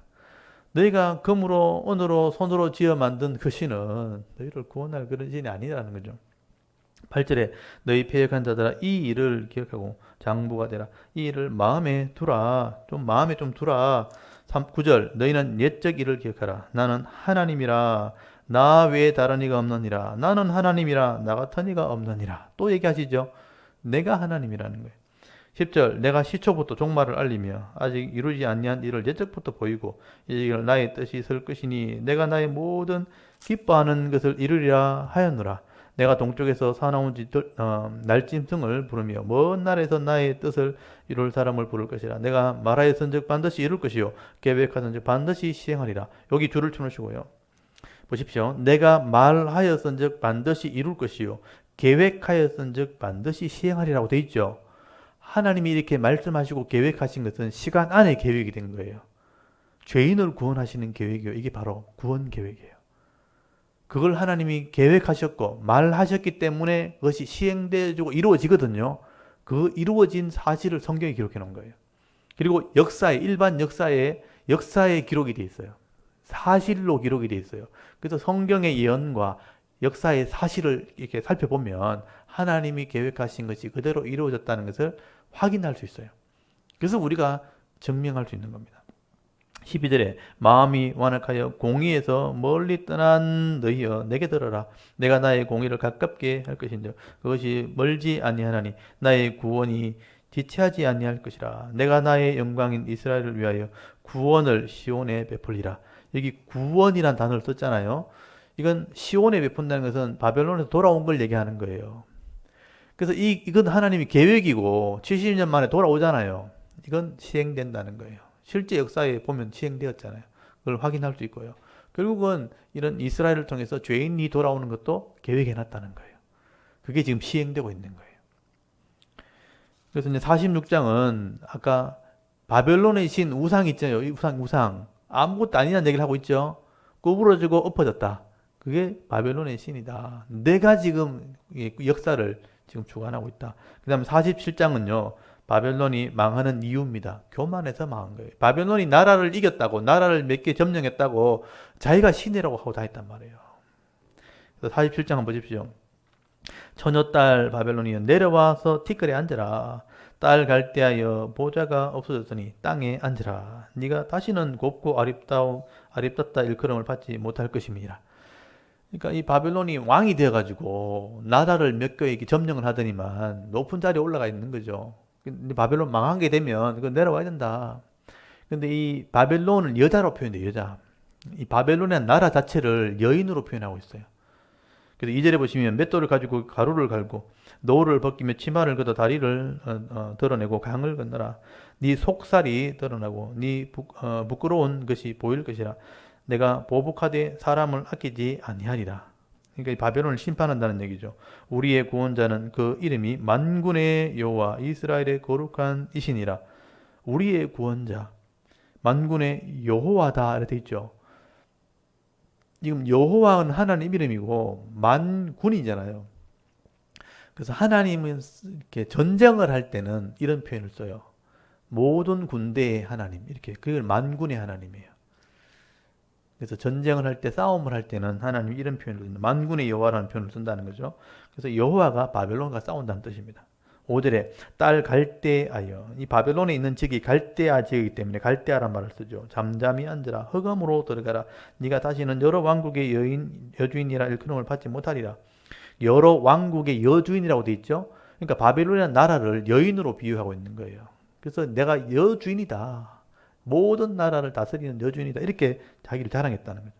6절에 전에 내가 내 백성에게 노하여 내 기업을 욕되게 하여 그들을 네 손에 넘겨주었거늘. 지금 바벨론에 의해서 이스라엘이 망했잖아요. 근데 여기 보면 전에라는 표현 나오죠. 근데 아까 보셨지만 히스기야 왕 시대가 아직 안 망했잖아요. 안 망했죠. 39장까지는 아직 안 망했단 말이에요. 근데 지금 47장에 와서는 전에 너에게 내 백성을 맡겼다 이렇게 표현하죠. 그럼 바벨론 포로 이후잖아요. 그렇죠? 그래서 이런 표현을 보면 이제 바벨론의 포로 이후에 전에 내가 너를 맡겼다고 표현하는 것은 이미 망했다는 것을 전제하고 있기 때문에 이게 포로 이후에 썼을 가능성이 많다는 것을 이런 걸 보면 알 수 있죠. 네가 그들을 긍휼히 여기지 아니하고, 그러니까 바벨론이 이스라엘 멸망시킬 때 긍휼히 여기지 아니하고 늙은이에게 네 멍에를 심히 무겁게 메우며 말하기를 내가 영영이 여주인이 되리라. 이 바벨론이 자기가 진짜 주인 된다. 그렇게 했다는 거예요. 이 교만함이죠. 근데 이거를 이제 전에 내가 했다 하는 건데 이제 바벨론이 이렇게 할 거라고 예언했다 이렇게 얘기하면 또 이제 이게 그렇게 또 이게 이해가 될 수 있는 거예요. 그래서 이제 예언했는 거다 아니면 실제로 바벨론 갔다 와서 기록했는 거다. 지난번에 제가 말씀드렸죠. 두 가지 설을 다 같이 주장하고 있다고. 그래서 저는 바벨론 포로 이후에 그릴 가능성이 더 많다고 저는 보는 거죠. 이후에 편집된 것이라고 보는 게 더 맞습니다. 7절에 보시면 다시 말하기를 내가 영영이 여주인 되리라. 이렇게 바벨론이 교만했다는 거죠. 이 일을 네 마음에 두지도 아니하며 그들의 정말도 생각지 아니해도다. 이 사람들이 어떻게 망할지도 생각하지 않으면서 그냥 내가 최고다 이러고만 다녔다는 거예요. 그래서 8절 그러므로 사치하고 평안히 지내며 마음에 이르기를 나뿐이라 나 외에 다른 이가 없도다. 나는 과부로 지내지도 아니하며 자녀를 잃어버리는 일도 모르리라 하는 자여 너는 이제 들을지어다. 이게 이 바벨론 교만이에요. 나라가 한창 잘 되고 전쟁에서 이기고 나라를 점령했을 때 내가 주인이다 뭐 그랬잖아요. 그죠? 여자로 표현됐을 때 나는 과부도 안 되고 남편도 잃어버리지 않고 내 자녀도 잃어버릴 일이 없을 거다. 내가 다 지킬 거다. 막 이렇게 큰 소리 쳤단 말이죠. 근데 너희들 잘 들어라. 내가 너를 과부 만들 거고 네 자식 내가 다 죽일 거다. 이렇게 말하는 거예요. 하나님이. 그렇게 비유로 설명하는 거예요. 9절을 한번 보십시오. 한날에 갑자기 자녀를 잃으며 과부가 되는 이 두 가지 일이 내게 임할 것이라. 이렇게 얘기하죠. 하나님이 바벨론을 망하게 하겠다는 얘기예요. 두 가지 일이 일어난다. 한날에 과부되고 자녀를 잃어버린 두 가지 일이 일어나게 될 거다. 네가 무수한 주술과 많은 주문을 빌지라도 이 일이 온전히 네게 임하리라. 너희들이 믿는 신한테 가가지고 주술을 외우고 주문을 한번 빌어봐라. 너희 심판이 없어지는가? 아니다. 내가 심판한다는 거야. 10절 네가 네 악을 의지하고 스스로 이르기를 나를 보는 자가 없다 하나니 네 지혜와 네 지식이 너를 유혹하였음이라. 네 마음에 이르기를 나뿐이라 나 위는 다른 이가 없다 하였으므로. 이게 교만함이죠. 이게 심판의 이유입니다. 재앙이 네게 임하리라. 바벨론에게 하는 말이죠. 그러나 네가 그 근원을 알지 못할 것이며 손해가 네게 이르리라. 그러나 이를 물리칠 능력이 없을 것이며 파멸이 호련히 내게 임하리라. 그러나 네가 알지 못할 것이니라. 바벨론은요, 그 당시 실제로 망하는데 왜 망하는지도 모르고 망해요. 자기가 최고인 줄 알고. 여러분, 그렇게 인생이 다 이렇게 심판당하는 겁니다. 내가 사업을 계획하고 어떻게 이렇게 사업이 잘 되고 번창했다 하면 내가 막 인생이 다 주인인 줄 알고 막 큰 소리 치다가 어느 순간 사라지고 없는 거예요. 그게 인생이 될 수 있는 거죠. 그러니까 그렇게 악한 일에 쓰임 받으면 안 되는데 허무하게 이렇게 없어진다는 얘기죠. 그래서 12절 보시면요. 이제 너는 젊어서부터 힘쓰던 주문과 많은 주술, 이 우상에게 하는 것들이죠. 주술을 가지고 맞서 보라. 혹시 유익을 얻을 수 있을런지, 혹시 놀라게 할 수 있을런지, 네가 많은 계략으로 말미암아 피곤하게 되어도다. 하늘을 살피는 자와 별을 보는 자와 초하룻 날에 예고하는 자들, 이 다 무당들입니다. 이 별을 살피는, 하늘을 살피는 이게 별을 가지고 이제 점을 치는 사람들이죠. 이런 사람들이 일어나 네게 임할 그 일에서 너를 구원하게 하여 보라. 너희 신들을 다 데려와 가지고 내가 심판할 때 너희들이 한번 구원해 봐라. 구원 못 한다는 겁니다. 14절에 보라 그들은 초계 같아서 불에 타리니 그 불꽃의 세력에서 스스로 구원하지 못할 것이라. 이 불은 덮게 할 숯불이 아니요 그 앞에 앉을 만한 불도 아니니라. 네가 같이 힘쓰던 자들이 네게 이같이 되리니 어려서부터 너와 함께 장사하던 자들이 각기 제 길로 흩어지고 너를 구원할 자가 없으리라. 결론이 뭐냐? 하나님 바벨론 심판한다는 거예요. 우상을 믿고 큰 소리 치고 하나님이 잠깐 맡겨놓은 거 가지고 큰 소리 쳤던 바벨론, 구원할 자가 없이 망하게 된다는 거죠. 그래서 이 신바벨로니아라는 나라는 이 이스라엘을 점령하면서부터 느부갓네살 왕부터 시작해서 그 벨사살 왕까지 86년밖에 다스리지 못합니다. 곧 망합니다. 그 안에 70년 포로가 들어있는 거예요. 바벨론 70년 포로가 끝나자마자 이 바벨론은 멸망을 받게 됩니다. 이렇게 큰 소리 치다가 너희들 구원할 자가 아무도 없을 거다. 신들에게 아무리 부르짖어 봐라. 주술을 써서 주문을 외워봐라 되는가. 별자리를 살피고 또 여기 하늘을 살피는 자들에게 구원해보라. 구원 못하는 거예요. 하나님이 계획하셨고 하나님이 심판하실 것이라. 그 말씀 나오죠. 아까 46장 11절 끝에 내가 말하였은즉 반드시 이룰 것이요 계획하였은즉 반드시 시행하리라. 내가 바벨론을 심판하겠다고 말했기 때문에 반드시 이것이 시행하게 될 것이다. 그래서 바벨론이 망하게 된다는 겁니다. 그리고 46장, 47장은 바벨론이 심판받게 될 것을 얘기하는 겁니다.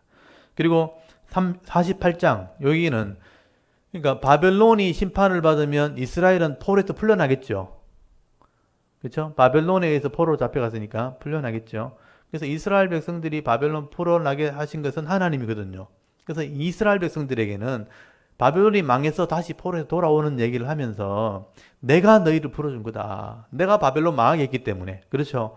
내가 너희를 구원한 거다. 그걸 알아야 된다. 그 얘기를 하는 거예요. 그러니까 이스라엘 백성들에게 이거를 설명하고 있는 겁니다. 그래서 48장 전체 내용은 이스라엘을 구원하신 하나님이에요. 내가 왜 구원하시는지. 근데 하나님께서 이스라엘 백성을 구원하시면서 바벨론에서 돌아오게 하시면서 너희들 때문에 구원하는 게 아니고 나를 위해서 하는 거다. 이 얘기를 꼭 한다고요.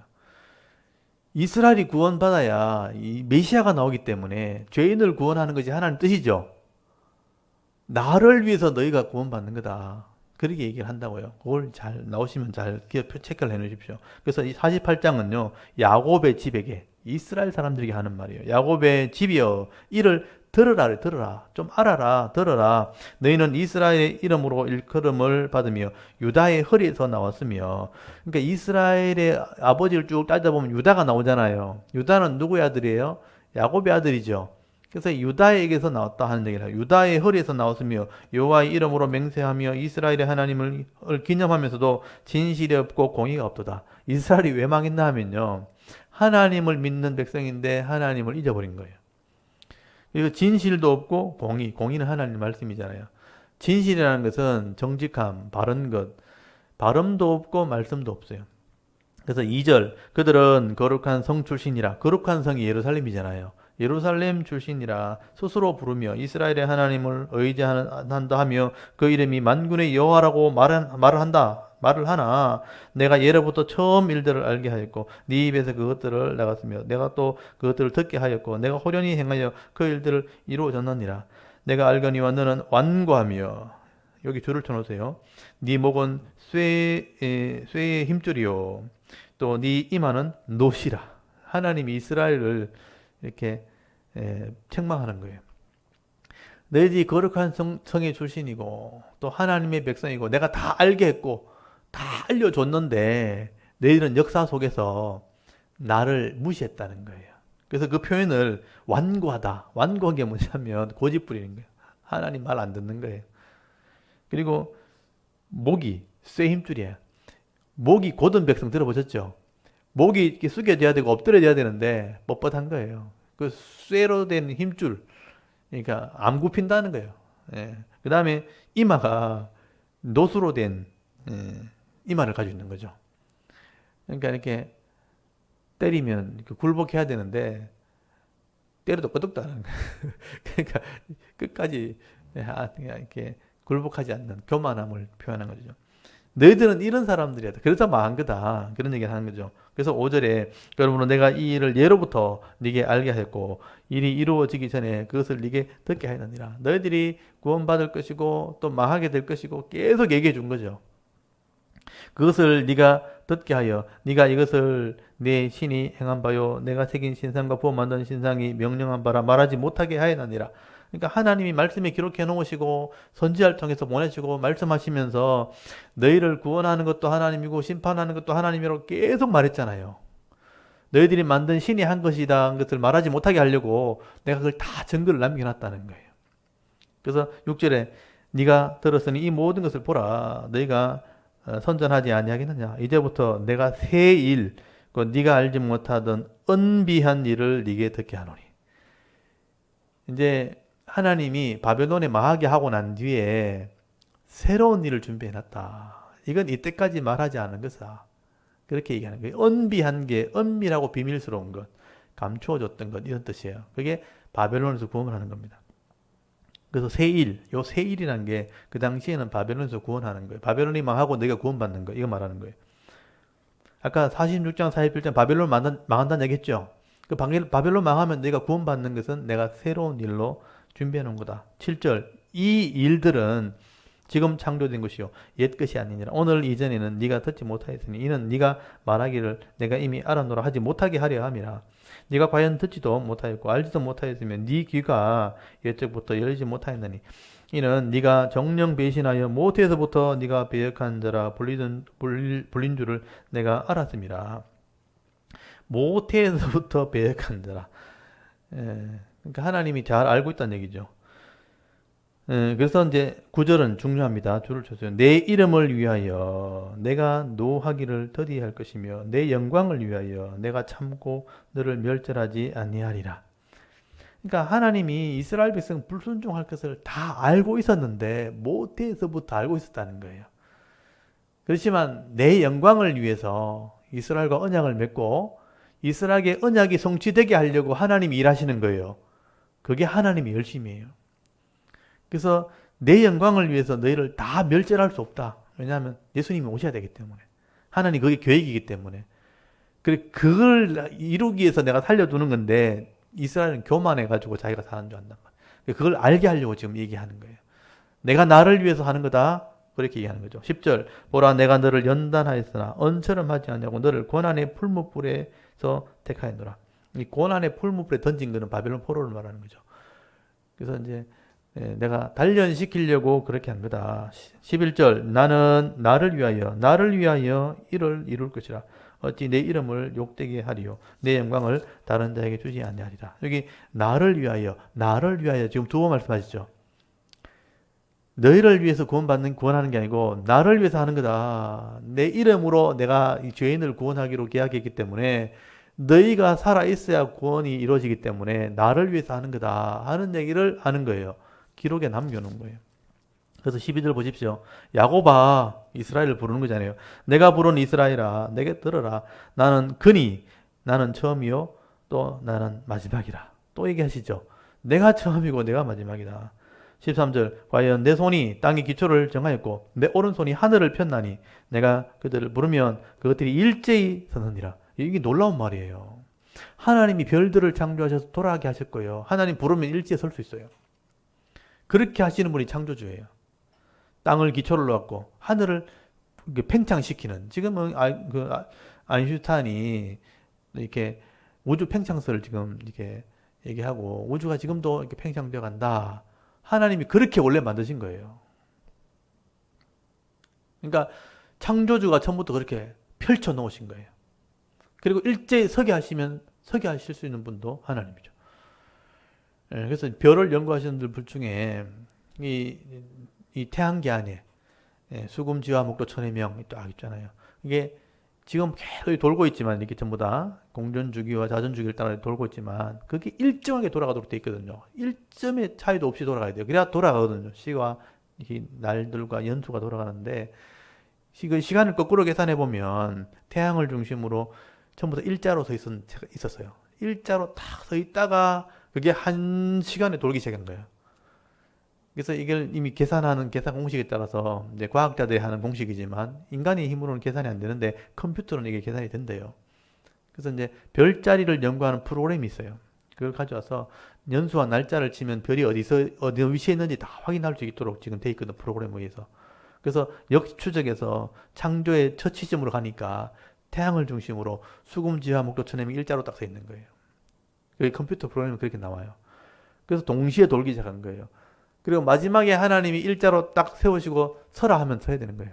그렇게 창조되었다는 거예요. 이 말이 굉장히 중요한 말이죠. 과학자들한테는 굉장히 중요한 말이에요.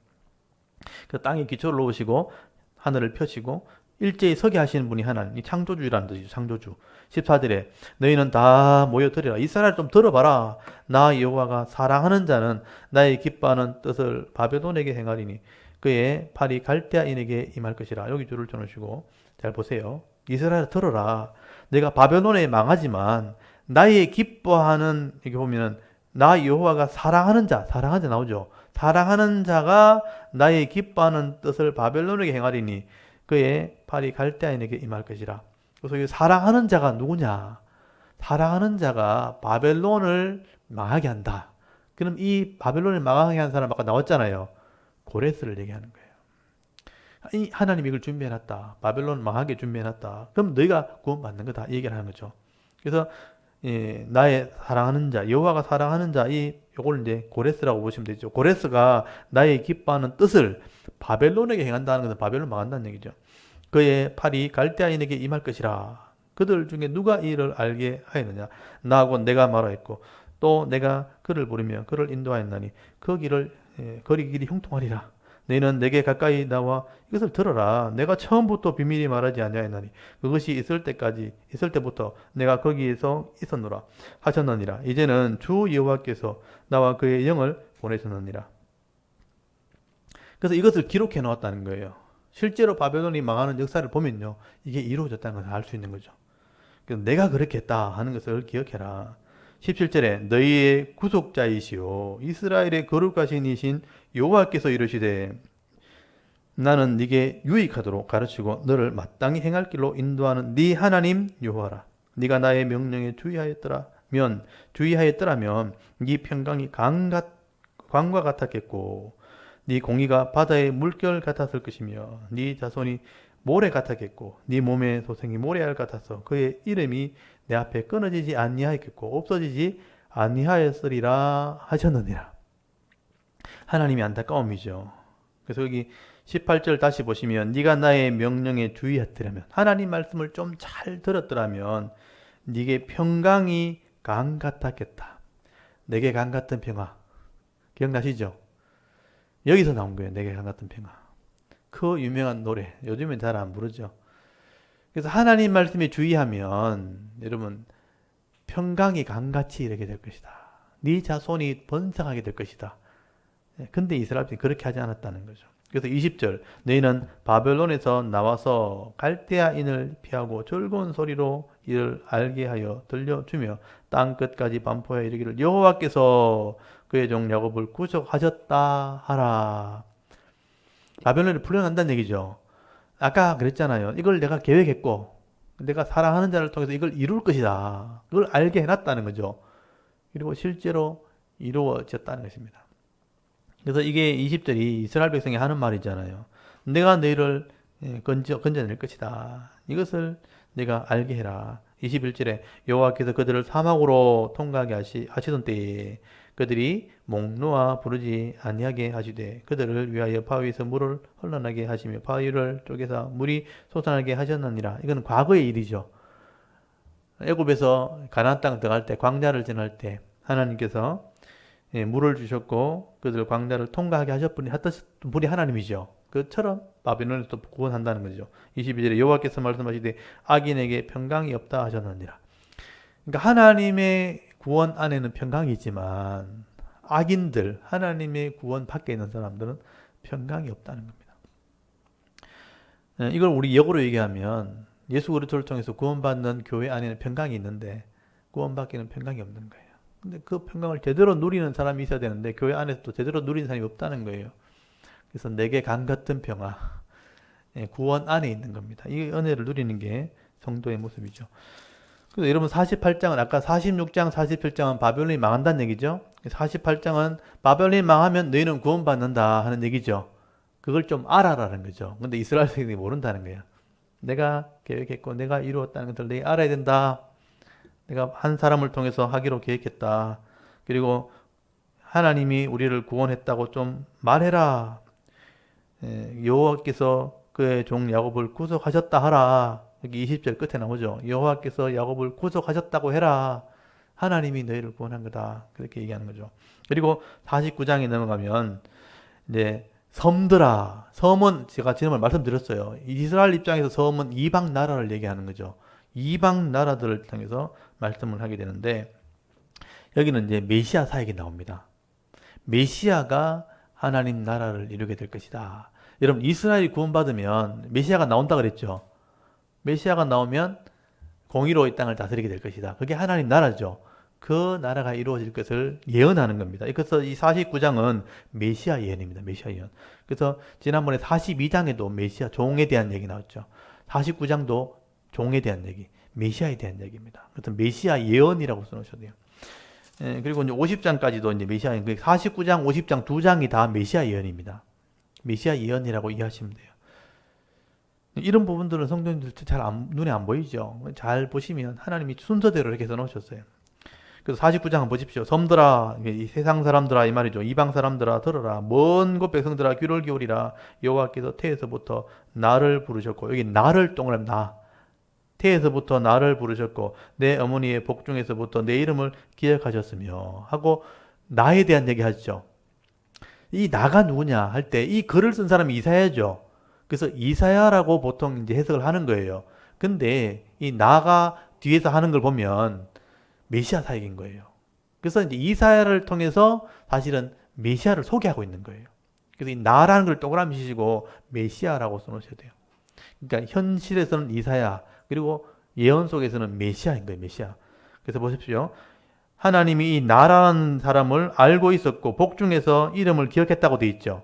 그 다음에 2절, 내 입을 날카로운 칼같이 만드시고, 그러니까 나에 대해서 내 입을 날카로운 칼같이 만드시고 나를 그의 손 그늘에 숨기시며 나를 갈고 닦는 화살로 만드사 그 화살통에 감추시고 내게 이르시되 너는 나의 종이요 내 영광을 네 속에 나타낼 이스라엘이라 하셨느니라. 그래서 입에 칼을 같이 날카로운 걸 주셨고 화살로 만들어 주셔가지고 너는 내 종이라 이래 말했단 말이에요. 그래서 내 종인데 내 영광을 나타낼 이스라엘을 그랬단 말이에요. 그러니까 이스라엘을 통해서 영광이 나타나는 그 종인 거예요. 그게 바로 메시아예요. 그래서 4절 보십시오. 그러나 나는 말하기를 내가 헛되이 수고하였으며 무익하게 공연히 내 힘을 다했다 하여도 참으로 나에 대한 판단이 여호와께 있고 나의 보응이 나의 하나님께 있느니라. 이제 여호와께서 말씀하시니 그는 태에서부터 나를 그의 종으로 지으신 이시오. 거기 보면 그는 그라는 말 동그라미 치시고 그러니까 아까 앞에 했던 나를 말하는 거죠. 그는 그의 종으로 지으시니요 야곱을 그에게로 돌아오게 하시는 이시니 이스라엘이 그에게로 모인다. 그러니까 하나님이 말씀하시는데 그의 종이 되었는데 야곱을 돌아오게 한다. 야곱은 이스라엘이죠. 그렇죠? 그러니까 이 그는 하나님도 아니고 이스라엘도 아닌 거예요. 그게 누구냐면 메시아인 거예요. 그 메시아가 하나님의 종인데 이스라엘을 돌아오게 하는 자, 그에게 모인다고 돼 있죠. 그러므로 내가 여호와 보시기에 영화롭게 되었으며 나의 하나님은 나의 힘이 되셨다. 그가 이르되 네가 나의 종이 되어 야곱의 지파들 일으키며 이스라엘 중에 보존된 자를 돌아오게 할 것은 매우 쉬운 일이라. 내가 또 너를 이방의 빛으로 삼아 나의 구원을 베풀어서 땅 끝까지 이르게 하리라. 여기 줄을 쳐놓으시고 내가 너를 이 그를 이방의 빛으로 삼는다는 거예요. 그리고 땅 끝까지 구원을 베풀게 하겠다는 거죠. 이게 메시아 사역이에요. 그래서 땅 끝이라는 표현이 나왔죠. 이게 신약까지 연결되어 있잖아요. 그러니까 이방의 빛이 누구냐 하면 예수님이에요. 이방인을 구원하는 빛이잖아요. 이방의 빛으로 예언되었고 땅 끝까지 구원을 이룰 자예요. 그게 바로 메시아예요. 7절 이스라엘의 구속자 이스라엘의 거룩하신 이신 여호와께서 사람에게 멸시를 당하는 자, 여기 잘 보십시오. 사람에게 멸시를 당하는 자, 백성에게 미움받는 자, 관원들에게 종이 된 자에게 이같이 이르시되 왕들이 보고 일어서며 고관들이 경배하리니 이는 이스라엘의 거룩하신 이 신실하신 여호와 그가 너를 택하셨음이니라. 사람들에게 멸시를 당하고 백성에게 미움을 받고 관원들에게 종된 취급을 받는 사람, 이런 사람이 있다는 얘기죠. 그게 예수님이잖아요. 근데 이 사람이 왕들에게는 일어서고 왕들이 그 앞에 일어서고 고관들은 경배한다는 거예요. 동방박사들이 절을 하고 예물을 바치죠. 나중에 왕들이 경배하게 되는 메시아가 되죠. 그래서 그분이 바로 하나님이 택한 그 사람이다. 여호와가 그가 너를 택했다고 돼 있죠. 이게 메시아를 말하는 거예요. 메시아가 이런 사역을 하게 될 것이다. 그래서 8절 보십시오. 여호와께서 이같이 이르시되 은혜의 때에 내가 너를 응답하였고 구원의 날에 내가 너를 도와도다. 내가 장차 너를 보호하여 너를 백성의 언약으로 삼으며 나라를 일으켜 그들에게 황무하였던 땅을 기업으로 상속하리라. 은혜의 때 구원의 날이 이르게 된다는 거예요. 그때 기업을 얻게 될 것이다. 9절에 내가 잡혀있는 자에게 이르기를 나오라 하며 흑암에 있는 자에게 나타나라 하리라. 지금 바벨론에 잡혀있거나 흑암에 갇힌 자, 근데 그 당시는 바벨론의 포로지만 나중에는 죄인들이거든요. 죄인들에게 나오라. 그리고 내가 너에게 나타나게 되리라 하리라. 그들이 길에서 먹겠고 또는 헐벗은 산에도 그들이 풀밭이 있을 것인즉 그들이 줄이거나 목마르지 아니할 것이며 더위와 볕이 그들을 상하지 아니하리니 이는 그들을 긍휼히 여기는 이가 그들을 이끌되 샘물 건너로 인도할 것임이라. 내가 나의 모든 산을 길로 삼고 나의 대로를 도두리니 어떤 사람은 먼 곳에서, 어떤 사람은 북쪽과 서쪽에서, 어떤 사람은 시님 땅에서 오리라. 하늘이여 노래하라, 땅이여 기뻐하라, 산들이여 즐거이 노래하라. 여호와께서 그의 백성을 위로하셨은즉 그의 고난당한 자들을 긍휼히 여기실 것임이라. 그래서 그 당시에는 이제 바벨론에 돌아오는 것을 얘기하는 것이고요. 나중에는 죄인이 구원받는 것을 얘기하는 겁니다. 14절에 오직 시온이 이르기를 여호와께서 나를 버리시며 주께서 나를 잊으셨다 하였거니와 여인이 어찌 그 젖먹는 자식을 잊겠으며 자기 태어난 아들을 긍휼히 여기지 않겠느냐. 그들은 혹시 잊을지라도 나는 너를 잊지 아니할 것이라. 이게 하나님 마음이죠. 사람은 혹시 자식을 잃어버릴 수 있죠. 잃어버릴 수 없는데 혹시나 잃어버릴 수 있지만 하나님은 절대 자기 백성 잃어버리지 않는다. 그리고 더 중요한 건 16절에 내가 너를 내 손바닥에 새겼고 너를 성벽에 항상 너의 성벽이 항상 내 앞에 있나니 그랬죠.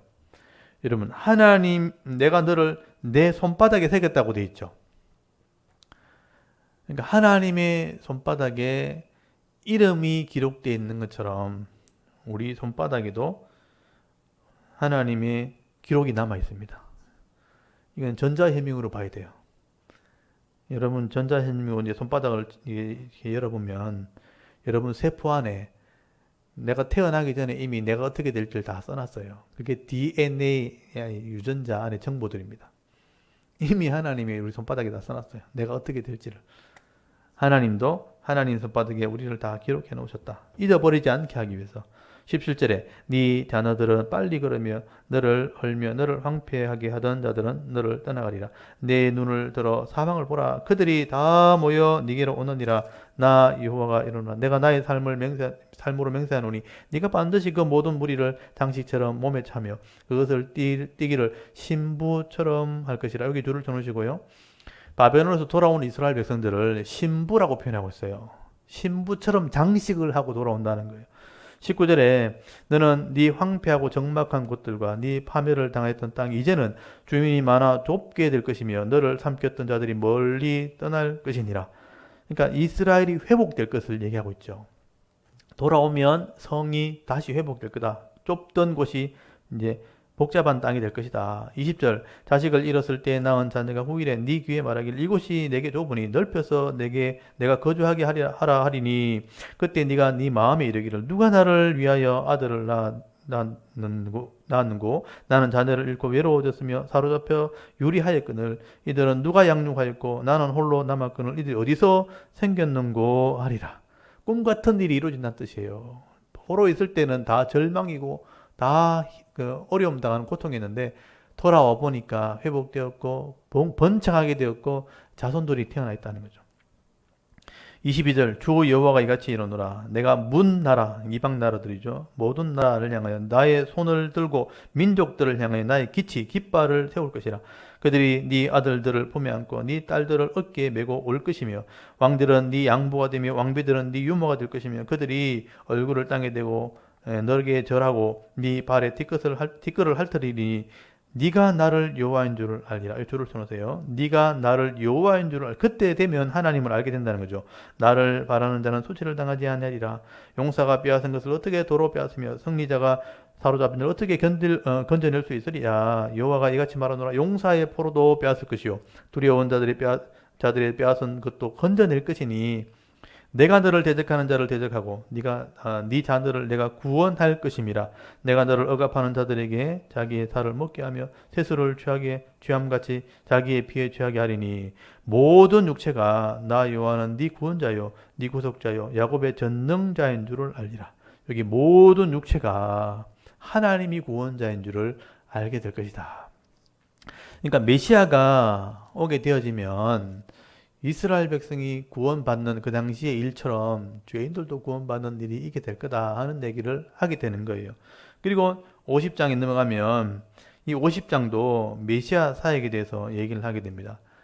지금 시간이 많이 갔지만 50장까지만 제가 해볼게요. 50장 나 여호와가 이같이 말하노라. 내가 너희의 어미를 내보는 이혼 정서가 어디 있느냐. 여기 이혼 정서는 뭐냐면 이스라엘 백성들이 이제 불순종하게 되었을 때 망하게 되죠. 이스라엘 전체를 하나님의 아내라고 표현한다면 망한 것을 이혼한 것으로 표현하는 거죠. 불순종했기 때문에 망하게 되었다 하는 이혼으로 비유한 것입니다.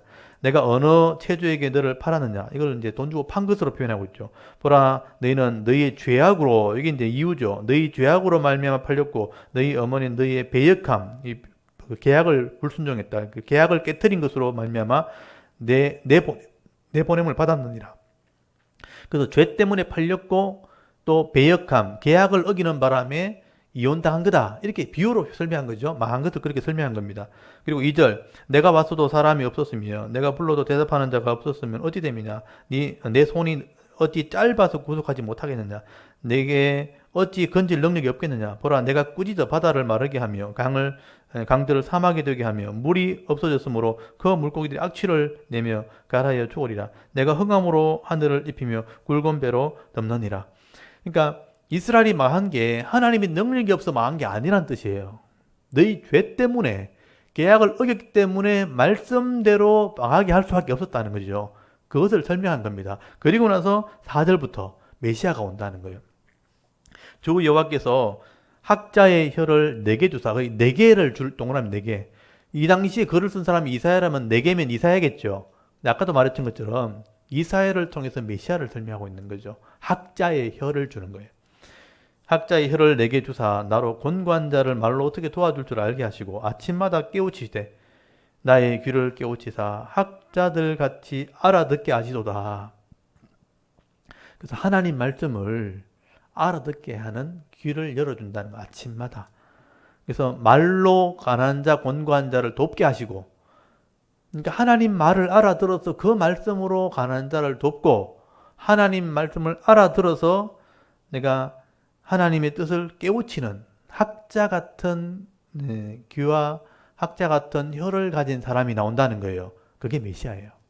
그래서 5절, 주 여호와께서 나의 귀를 여셨으므로, 그러니까 이 메시아를 말하는 거죠. 그 당시 이사야라고 할 수 있지만 메시아를 얘기하는 겁니다.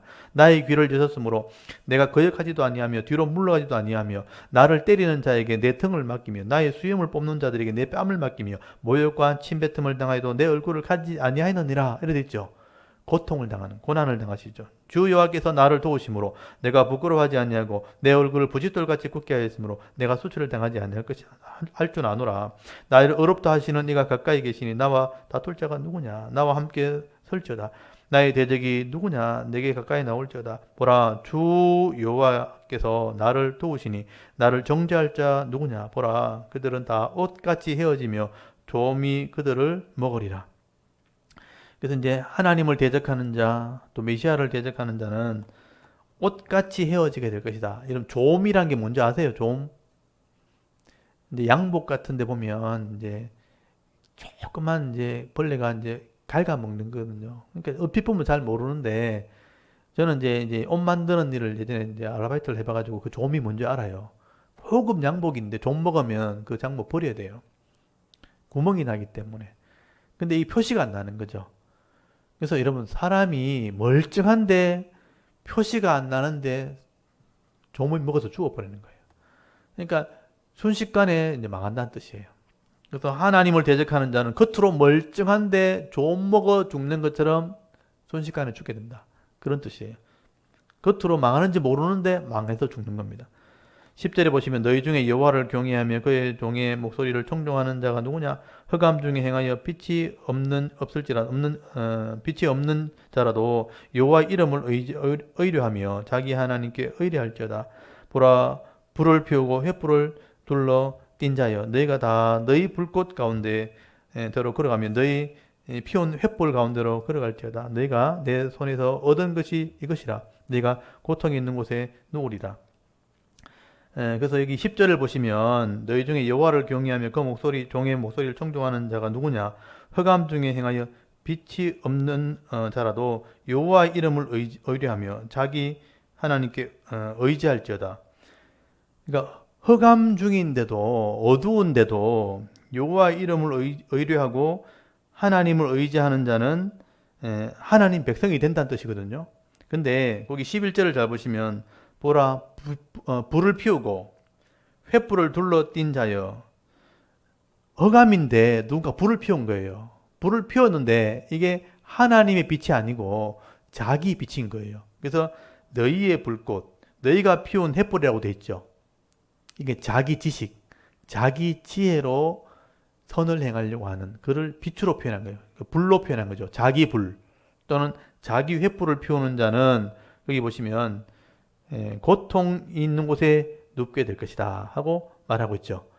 그러니까 여호와의 종의 목소리를 듣는 사람들만이, 하나님을 의뢰하는 사람들만이 은혜를 입고 구원을 받게 될 것이다.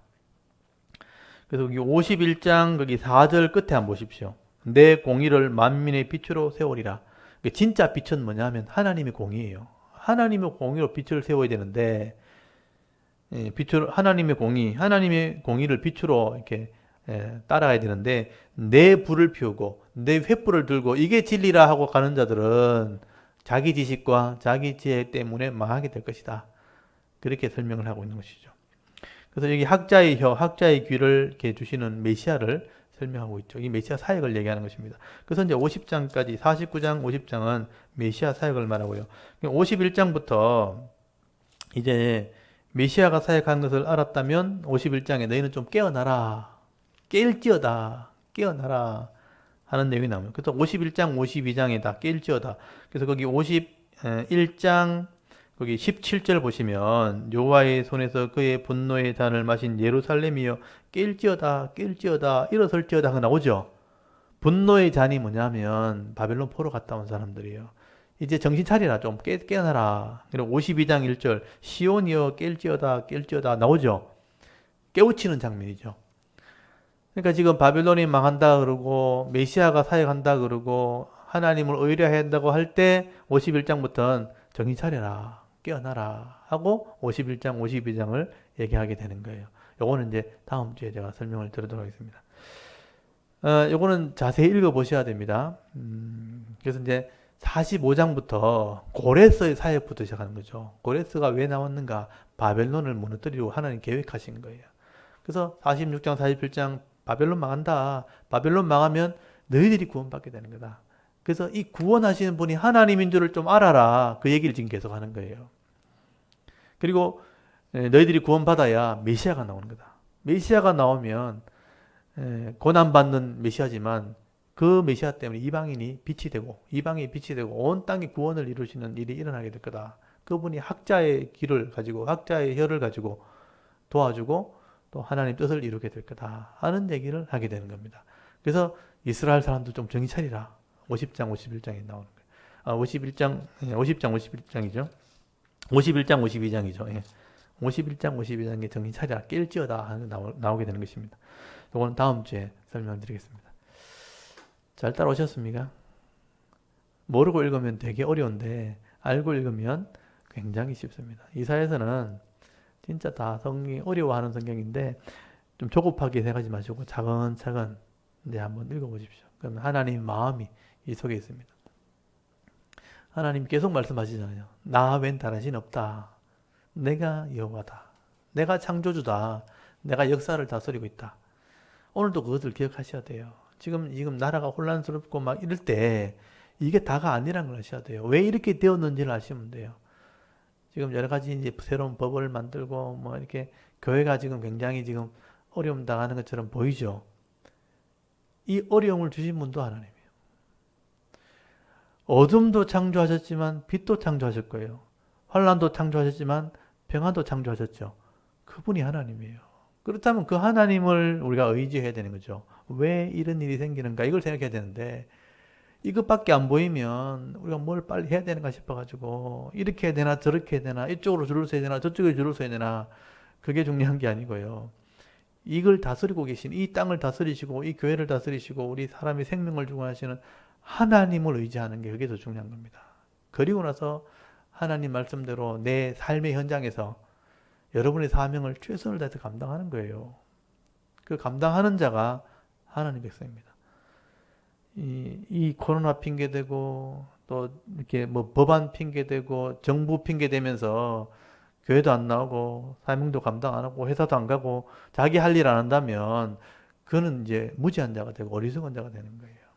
이런 환경 속에서도 하나님을 믿기 때문에 내게 주신 사명 감당할 수 있는 사람, 그 사람이 진짜 하나님의 사람입니다. 흔들리지 마시고요. 그 하나님 말씀 붙들고 내 사명 감당하고 오늘도 성실하게 살면서 하나님의 뜻을 따라서 이렇게 한 걸음 한 걸음 나갈 때 이 땅에 있는 평안을 누리게 될 겁니다. 성경에 있는 것처럼 강 같은 평안. 하나님을 믿고 신뢰하는 자들, 공의를 행하는 자들에게는 내게 강 같은 평안이 있게 될 것이다. 그 평안을 누리며 살아가는 귀한 성도들 될 수 있기를 바랍니다. 오늘 여기까지 하고 마치겠습니다. 잠깐 기도할게요. 하나님.